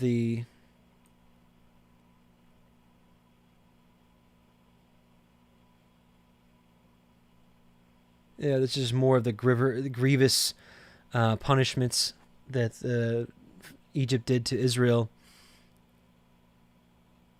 Here we go. Okay. Here we go. So chapter 77 of Yashar, at verse 26. This is where it just ended. Verse 25. And Elohim saw the burden of the children of Yasharel and their heavy work in those days, and he determined to deliver them. And Moshe the son of Amram was still confined in the dungeon in those days, in the house of Reuel the Midianite. And Zipporah the daughter of Reuel did support him with food secretly day by day. And Moshe was confined in the dungeon in the house of Reuel for 10 years. At the end of the 10 years, which was the first year of the reign of Pharaoh over Egypt, in the place of his father, Zipporah said to her father Reuel, "No person inquires or seeks after the Hebrew man, whom thou didst bind in prison now 10 years. Now therefore, if it seem good in thy sight, let us send and see whether he is living or dead." But her father knew not that she had supported him. And Reuel her father answered and said to her, "Has ever such a thing happened, that a man should be shut up in prison without food for 10 years, and that he should live?" And Zipporah answered her father, saying, "Surely thou hast heard that the Elohim of the Hebrews is great and awful, and does wonders for them at all times. He it was who delivered Avraham from Ur the Chaldeans, and Yitzchak from the sword of his father, and Yaakov from the angel of Yahuah, who wrestled with him at the ford of Yabuk. Also with this man he has done many things, and he delivered him from the river in Egypt, and from the sword of Pharaoh, and from the children of Cush. So also he can deliver him from famine and make him live." And this thing seemed good in the sight of Reuel, and he did according to the word of his daughter, and sent to the dungeon to ascertain what became of Moshe. And he saw, and behold, man, Moshe was living in the dungeon, standing upon his feet, praising and praying to Yahuah Elohim of his ancestors. And Reuel commanded Moshe to be brought out of the dungeon, so they shaved him, and he changed his prison garments, and ate bread. And afterwards Moshe went into the garden of Reuel, which was behind the house, and there he prayed to Yahuah his Elohim, who had done mighty wonders for him. And it was that whilst he prayed, he looked opposite him, and behold, a sapphire stick was placed in the ground, which was planted in the midst of the garden. And he approached the stick. Remember, it's sapphire, just like the Ten Commandments is sapphire, just like the firmament is sapphire, just like the throne of Yahuah is sapphire, just like our tzitzits have a little bit of the sapphire blue, right? And he approached the stick, and he looked. This is where the people of today's world get the sword and the stone idea from. And he approached the stick, and he looked, and behold, the name of Yahuah Elohim of hosts, Sebaot, was engraved thereon, written and developed upon the stick. And he read it, and stretched forth his hand, and he plucked it like a forest tree from the thicket, and the stick was in his hand. This is the stick with which all the works of our Elohim were performed after he had created heaven and earth, and all the hosts of them, seas, rivers, and all their fishes. And when Elohim had driven Adam from the Garden of Eden, he took the stick in his hand, and went and tilled the ground from which it was taken. And the stick came down to Noah, and was given to Shem and his descendants, until it came into the hand of Avraham the Hebrew. And when Avraham had given all he had to his son Yitzchak, he also gave him his stick. And when Yaakov had fled to Padan Aram, he took it into his hand. And when he returned to his father, he had not left it behind him. Also, when he went down to Egypt, he took it in his hand and gave it unto Joseph, one portion above his brethren. For Yaakov had taken it by force from his brother Esau. And after the death of Joseph, the nobles of Egypt came into the house of Joseph, and the stick came into the hand of Reuel the Midianite. And when he went out of Egypt, he took it in his hand and planted it in his garden. And all the mighty men of the Kenites tried to pluck it when they endeavored to get Zipporah his daughter, but they were unsuccessful, so that the stick remained planted in the garden of Reuel until he came who had a right to it and took it. And when Reuel saw the stick in the hand of Moshe, he wondered at it, and he gave him his daughter Zipporah for a wife. Pretty interesting story, right? Okay, now we're going to read all of Exodus chapter 3. Very important one. Now Moshe kept the flock of Yithro, his father-in-law, the priest of Midian, and he led the flock to the backside of the desert and came to the mountain of Elohim, even to Horeb, Mount Sinai. And the angel of Yahuah appeared unto him in a flame out of the midst of a thorn bush. And he looked, and behold, the thorn bush burned with fire, and the thorn bush was not consumed. And Moshe said, I will now turn aside and see this great sight, why the thorn bush is not burnt. And when Yahuah saw that he turned aside to see, Elohim called unto him out of the midst of the thorn bush and said, Moshe, Moshe. And he said, Here am I. And he said, Draw not nigh hither. Put off your shoes from off your feet, for the place whereon you stand is holy ground. Moreover, he said, I am the Elohai of your father, the Elohai of Avraham, the Elohai of Yitzchak, and the Elohai of Yaakov. And Moshe hid his face, for he was afraid to look upon Elohim. And Yahuah said, I have surely seen the affliction of my people, which are in Mitzrayim, and have heard their cry by reason of their taskmasters. For I know their sorrows, and have come down to deliver them out of the hand of Mitzrayim, and to bring them up out of the land unto a good land, a large, unto a land flowing with milk and honey, unto the place of the Kenanim, and the Chittim, and the Amorim, and the Perizim, and the Chivim, and the Yevusim. Now therefore, behold, the cry of the children of Yisrael is come unto me, and I have also seen the oppression wherewith the Mitzrayim oppressed them. Come now therefore, and I will send you unto Pharaoh, that you may bring forth my people, the children of Yisrael, out of Mitzrayim. And Moshe said unto Elohim, Who am I, that I should go unto Pharaoh, and that I should bring forth the children of Yisrael out of Mitzrayim? And he said, Certainly I will be with you, and this shall be a sign unto you, that I have sent you. When you have brought forth the people out of Mitzrayim, ye shall serve Elohim upon this mountain. And Moshe said unto Elohim, Behold, when I come unto the children of Yisrael, and say unto them, The Elohai of your fathers has sent me unto you, they shall say unto me, What's his name? What shall I say unto them? And Elohim said unto El Moshe, Ahaya, Asher, Ahaya, I am that I am. And he said, Thus shall you say unto the children of Yisrael, Ahaya has sent me unto you. A lot of people will stop there and say that his name is Ahaya, Asher, Ahaya. Still a title. You have to keep reading. Reading it in translations like the Sefer and the Hallelujah Scriptures, it's a little clearer. In the KJV, it's not, because it's just a Lord and God sandwich, so you don't even know what you're reading. So Exodus 3:15, very important. And Elohim said moreover unto El Moshe, Thus shall you say unto the children of Yisrael, Yahuah Elohai of your fathers, the Elohai of Avraham, the Elohai of Yitzchak, and the Elohai of Yaakov has sent me unto you. This is my name forever. And this is my mention unto all generations. Go, gather the elders of Yisrael together, and say unto them, Yahuah Elohai of your fathers, the Elohai of Avraham, of Yitzchak, and of Yaakov appeared unto me, saying, I have surely visited you, and seen that which is done unto you in Mitzrayim. And I have said, I will bring you up out of the affliction of the Mitzrayim unto the land of the Kenanim, and of the Chittim, and the Amorim, and the Perizim, and the Chivim, and the Yevusim, unto a land flowing with milk and honey. And they shall hearken to your voice, and ye shall come, you, and the elders of Yisrael, unto the king of Mitzrayim, and ye shall say unto him, Yahuah Elohai of the Ivrim has met with us. And now, let us go, we beseech you, 3 days' journey into the wilderness, that we may sacrifice to Yahuah Elohim. And I am sure that the king of Mitzrayim will not let you go. No, not by a mighty hand. And I will stretch out my hand and smite Mitzrayim with all my wonders, which I will do in the midst thereof. After that he will let you go. And I will give this people favor in the sight of the Mitzrayim. And it shall come to pass that when ye go, ye shall not go empty. But every woman shall borrow of her neighbor, and of her that sojourns in her house, jewels of silver, jewels of gold, and raiment, and ye shall put them upon your sons and upon your daughters, and ye shall spoil the Mitzrayim. All right, so end of chapter 3. Now we're going to read chapter 4, verses 1 through 26. Give me a second.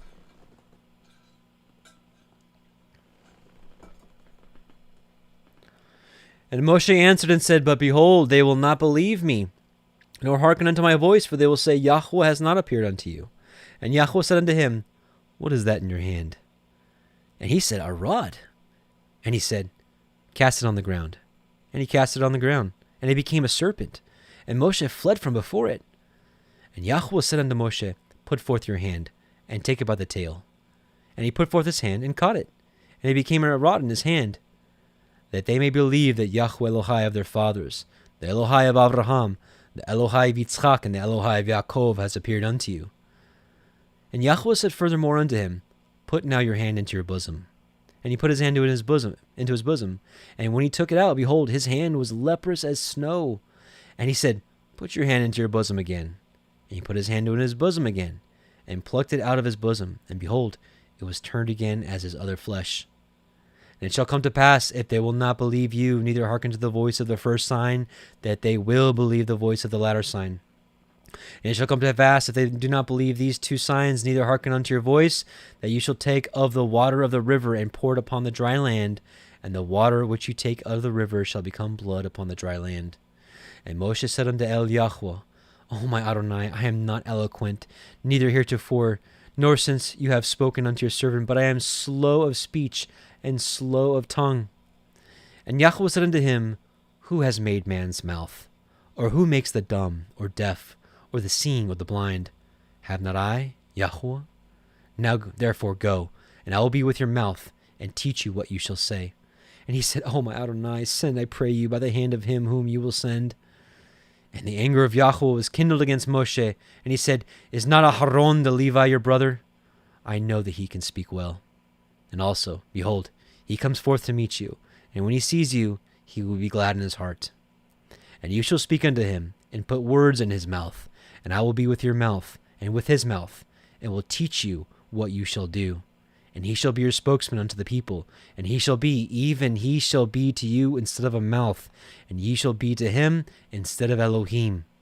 And ye shall take this rod in your hand, wherewith ye shall do these signs. We keep going till verse 26. Okay. And Moshe went and returned to Yitro his father-in-law, and said unto him, Let me go, I pray you, and return unto my brethren which are in Mitzrayim, and see whether they be yet alive. And Yitro said unto Moshe, Go in peace. And Yahuah said unto Moshe and Midian, Go, return into Mitzrayim, for all the men are dead which sought your life. And Moshe took his woman and his sons, and set them upon an ass. And he returned to the land of Mitzrayim. And Moshe took the rod of Elohim in his hand. And Yahuah said unto Moshe, When you go to return into Mitzrayim, see that you do all these wonders before Pharaoh, which I have put in your hand. But I will harden his heart, that he shall not let his people go. And you shall say unto Pharaoh, Thus says Yahuah, Yasharel is my son, even my firstborn. And I say unto you, Let my son go, that he may serve me. And if you refuse to let him go, behold, I will slay your son, even your firstborn. And it came to pass by the way in the inn that Yahuah met him and sought to kill him. This is really not Yahuah. I'll show you in a second. Then Zipporah took a sharp stone and cut off the foreskin of her son and cast it at his feet and said, Surely a bloody man you are to me. This is not really what happened at all. We'll show you with how this really went down here in a second. So he let him go and then said, A bloody man you are because of the circumcision. So let's take a look at Yashar 78.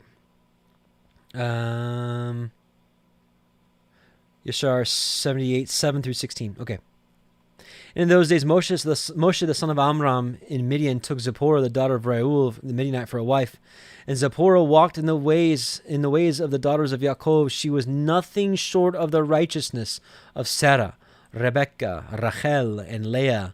And Zipporah conceived and bare a son and called his name Gershom, for he said, I was a stranger in a foreign land. But he circumcised not his foreskin at the command of Reuel, his father-in-law.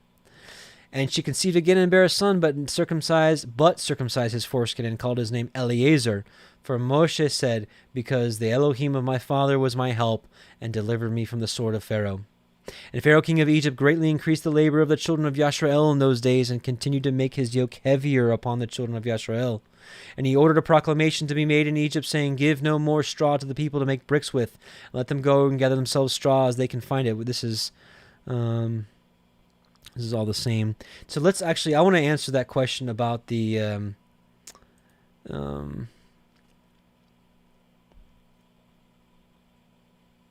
we go.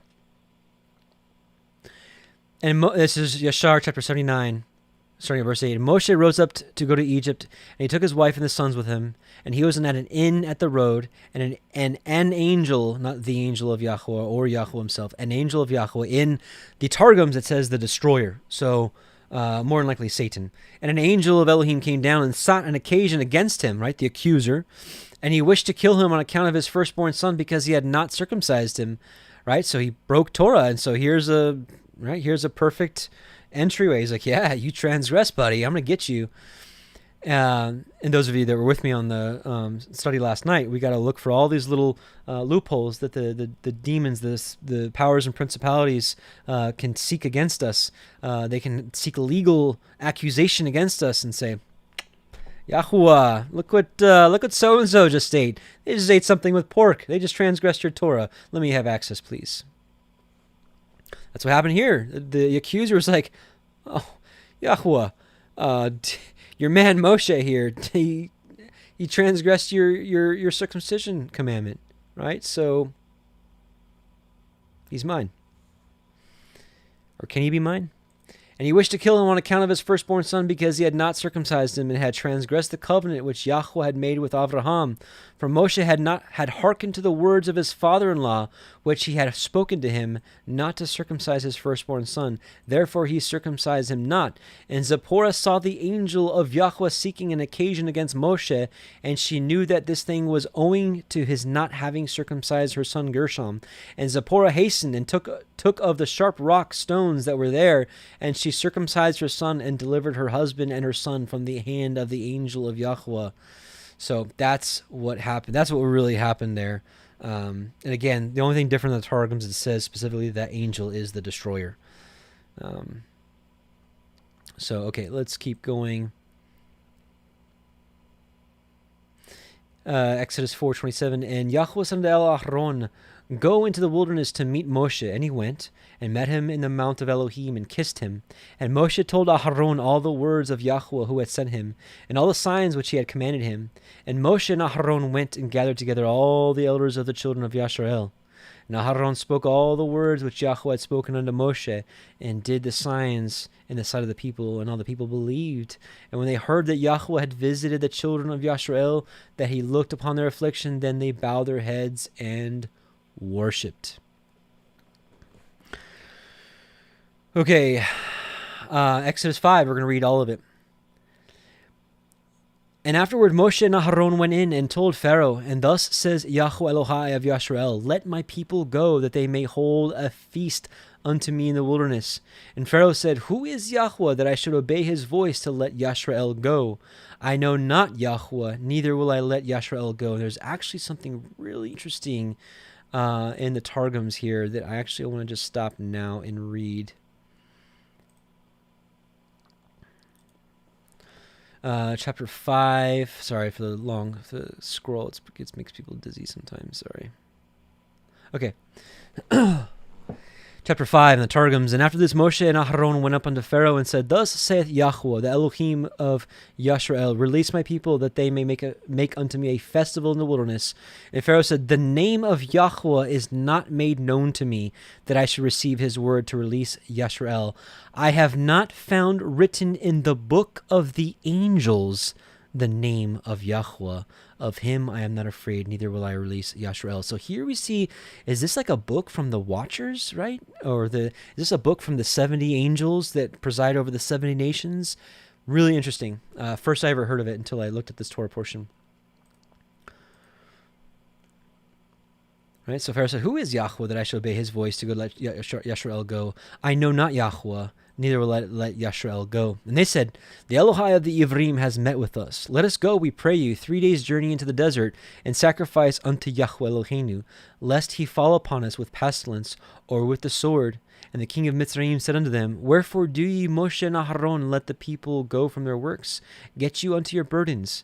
And Pharaoh said, Behold, the people of the land now are many, and ye make them rest from their burdens. And Pharaoh commanded the same day the taskmasters of the people and their officers, saying, Ye shall no more give the people straw to make brick as heretofore. Let them go and gather straw for themselves. And the tale of the bricks which they did make heretofore, ye shall lay upon them. Ye shall not diminish aught thereof, for they be idle. Therefore they cry, saying, Let us go and sacrifice to our Elohim.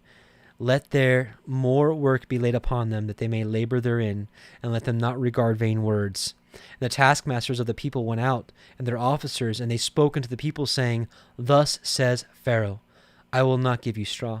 Go ye, get ye straw where you can find it, yet not aught of your work should be diminished. So you got to do extra work, and you better get all the work still done.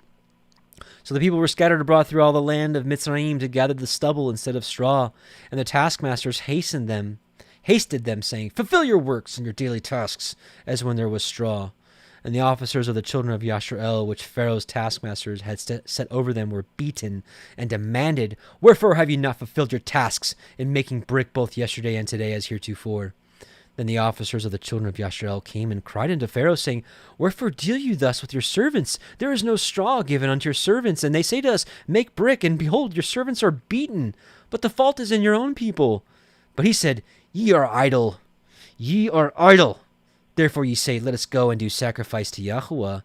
Go there, therefore now, and work, for there shall no straw be given you, yet ye shall deliver the tale of bricks.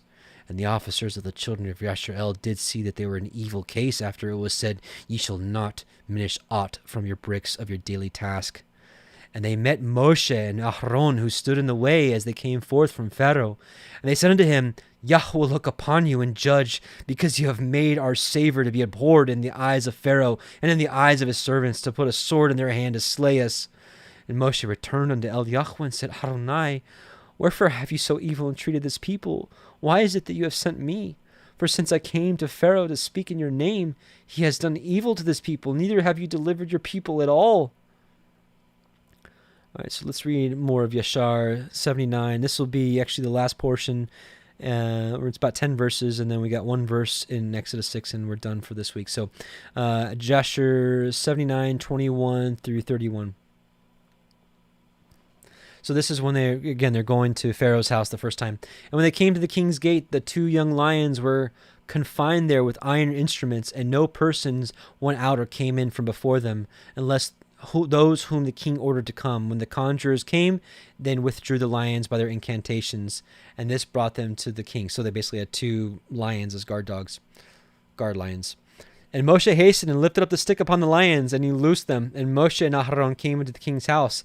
The lions also came with them in joy, and they followed them and rejoiced as a dog rejoices over his master when he comes into the field. So can you imagine, you got Moshe and Aharon walking in, you got these lions that are acting like dogs, they're all excited.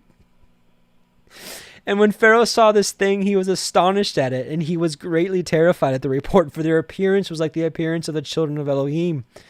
And Pharaoh said to Moshe, What do you require? And they answered him, saying, Yahuah Elohim of the Hebrews has sent us to you to say, Send forth my people, that they may serve me. And when Pharaoh heard their words, he was greatly terrified before them, and he said to them, Go today and come back to me tomorrow. And they did according to the word of the king. And when they had gone, Pharaoh sent for Bilam the magician, and to Jannes and Yambres his sons, and to all the magicians and conjurers and counselors which belonged to the king, and they all came and sat before the king. So just to show you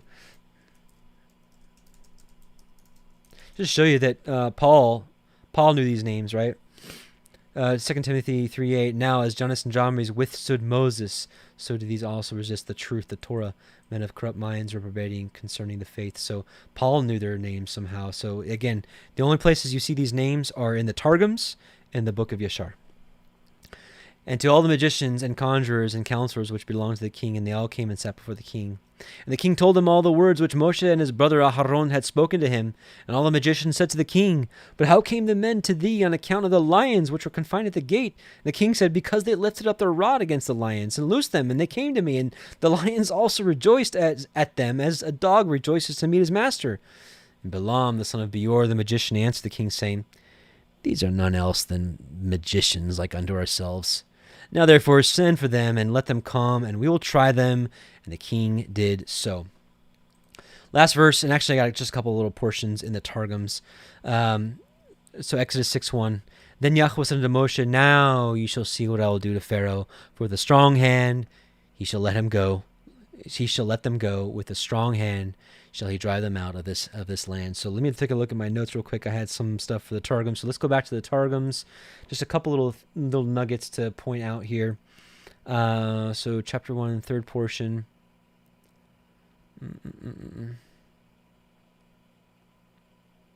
Yeah, here in the Targums we see Jannes and Jambres, the magicians of Mitzrayim. Here we go. Therefore did Pharaoh, king of Mitzrayim, give counsel to the Hebrew wives, the name of one who is Shiphrah, who is Jochebed, and the name of the other Puah, who is Miriam, her daughter. And this is where he commands them to kill them. But the midwives feared before Yahuah and would not do according to what the king of Mitzrayim had said to them, but they saved the children. And the king of Mitzrayim called the midwives and said to them, Why have you done this thing and have saved the children? And the midwives said to Pharaoh, The Hebrew women are not as the Mitzrayit, for they are sturdy or courageous and wise-minded. Before the midwife cometh to them, they lift up their eyes in prayer, supplicating mercy before their Father who is in heaven, who heareth the voice of their prayer, and at once they are heard and bring forth and are delivered in peace.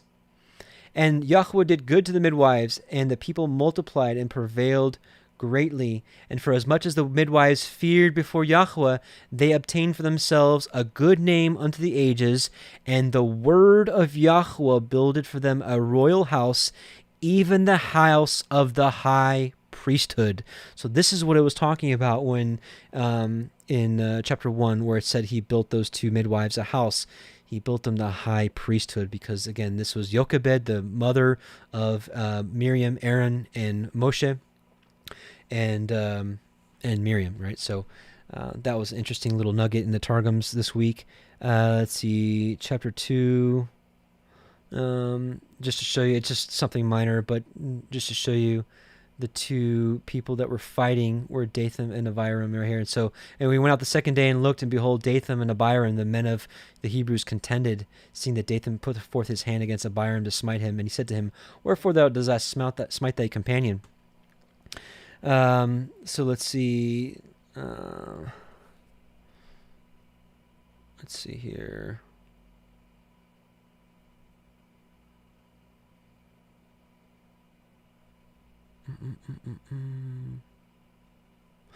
Here, but when Reuel knew that Moshe had fled from before Pharaoh, he cast him into a pit. But Zipporah, the daughter of his son, maintained him with food secretly for the time of 10 years. So the Targums confirms Jasher. And at the end of 10 years, brought him out of the pit. And Moshe went into the bedchamber of Reuel and gave thanks and prayed before Yahuah, who by him would work miracles and mighty acts. And there was shown to him a rod which was created between the evenings, and on which the engraven and set forth the great and glorious name, which what he was to do wonders in Mitzrayim, and to divide the sea of Suf, and to bring forth water from the rock, and it was infixed in the midst of the chamber, and he stretched forth his hand at once and took it. So this one says it was in the bedchamber, the other one says it was in the garden, but still, the story is nearly the same.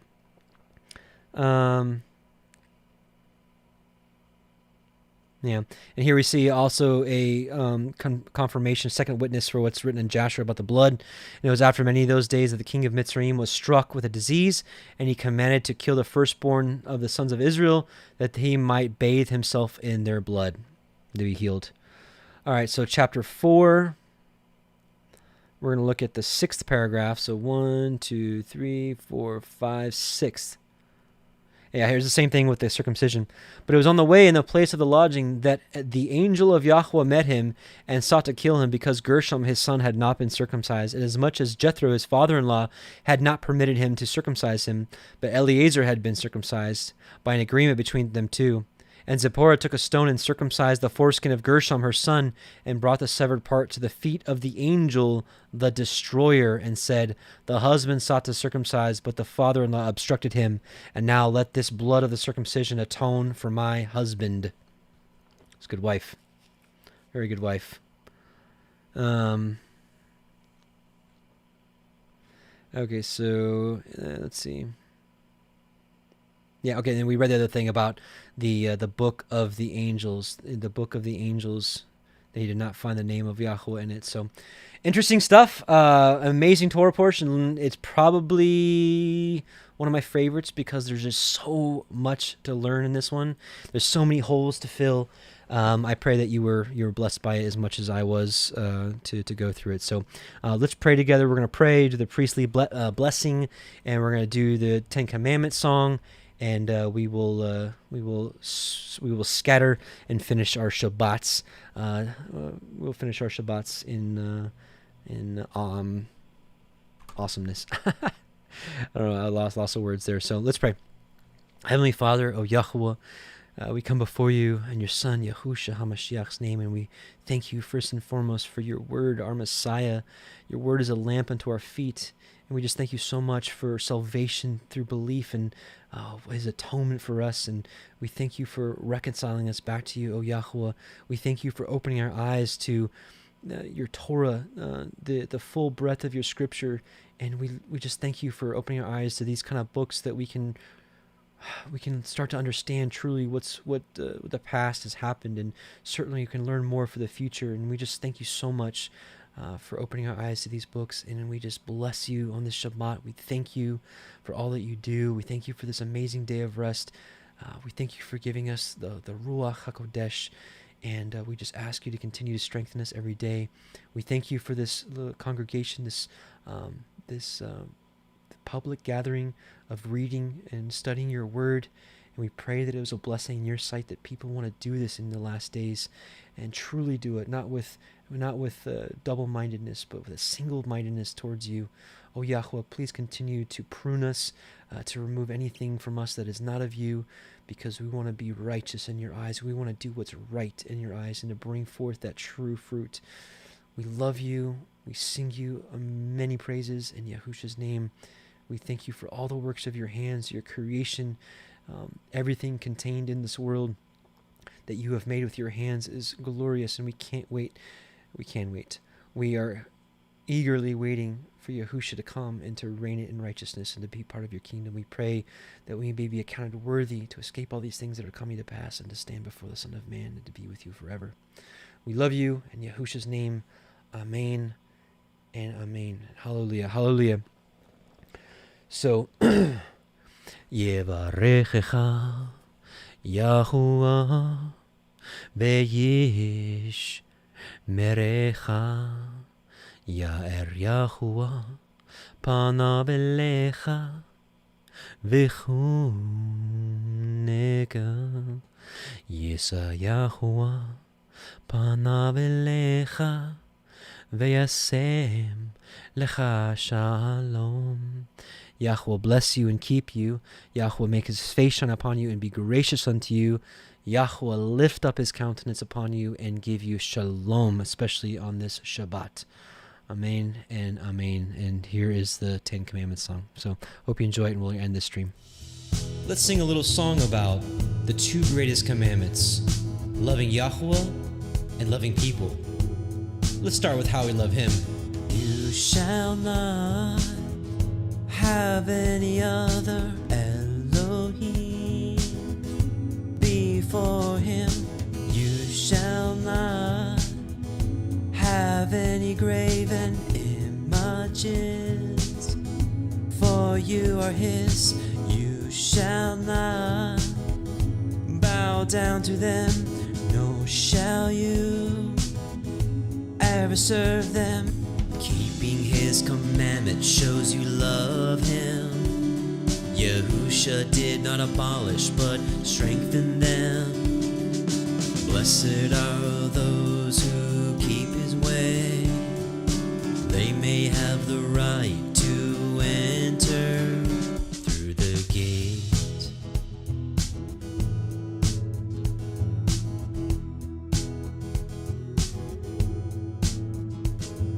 And you shall not take his name in vain, and remember the Sabbath day and keep it holy.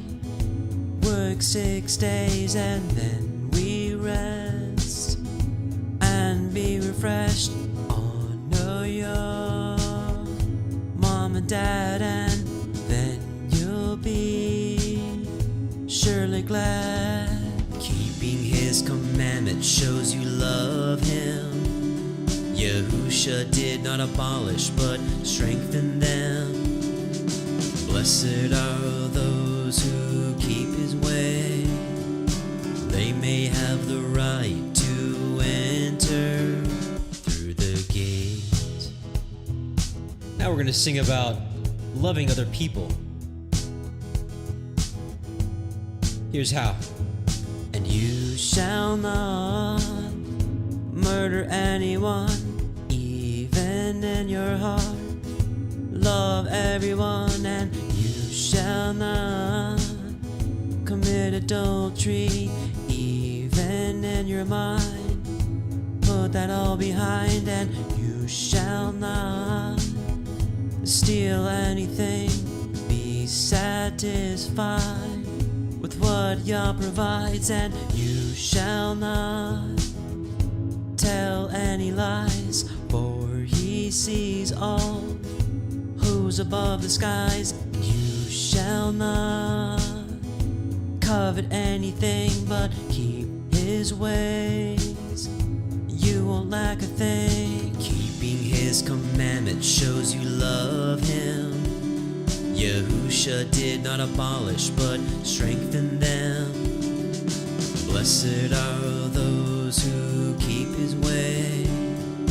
They may have the right to enter through the gate.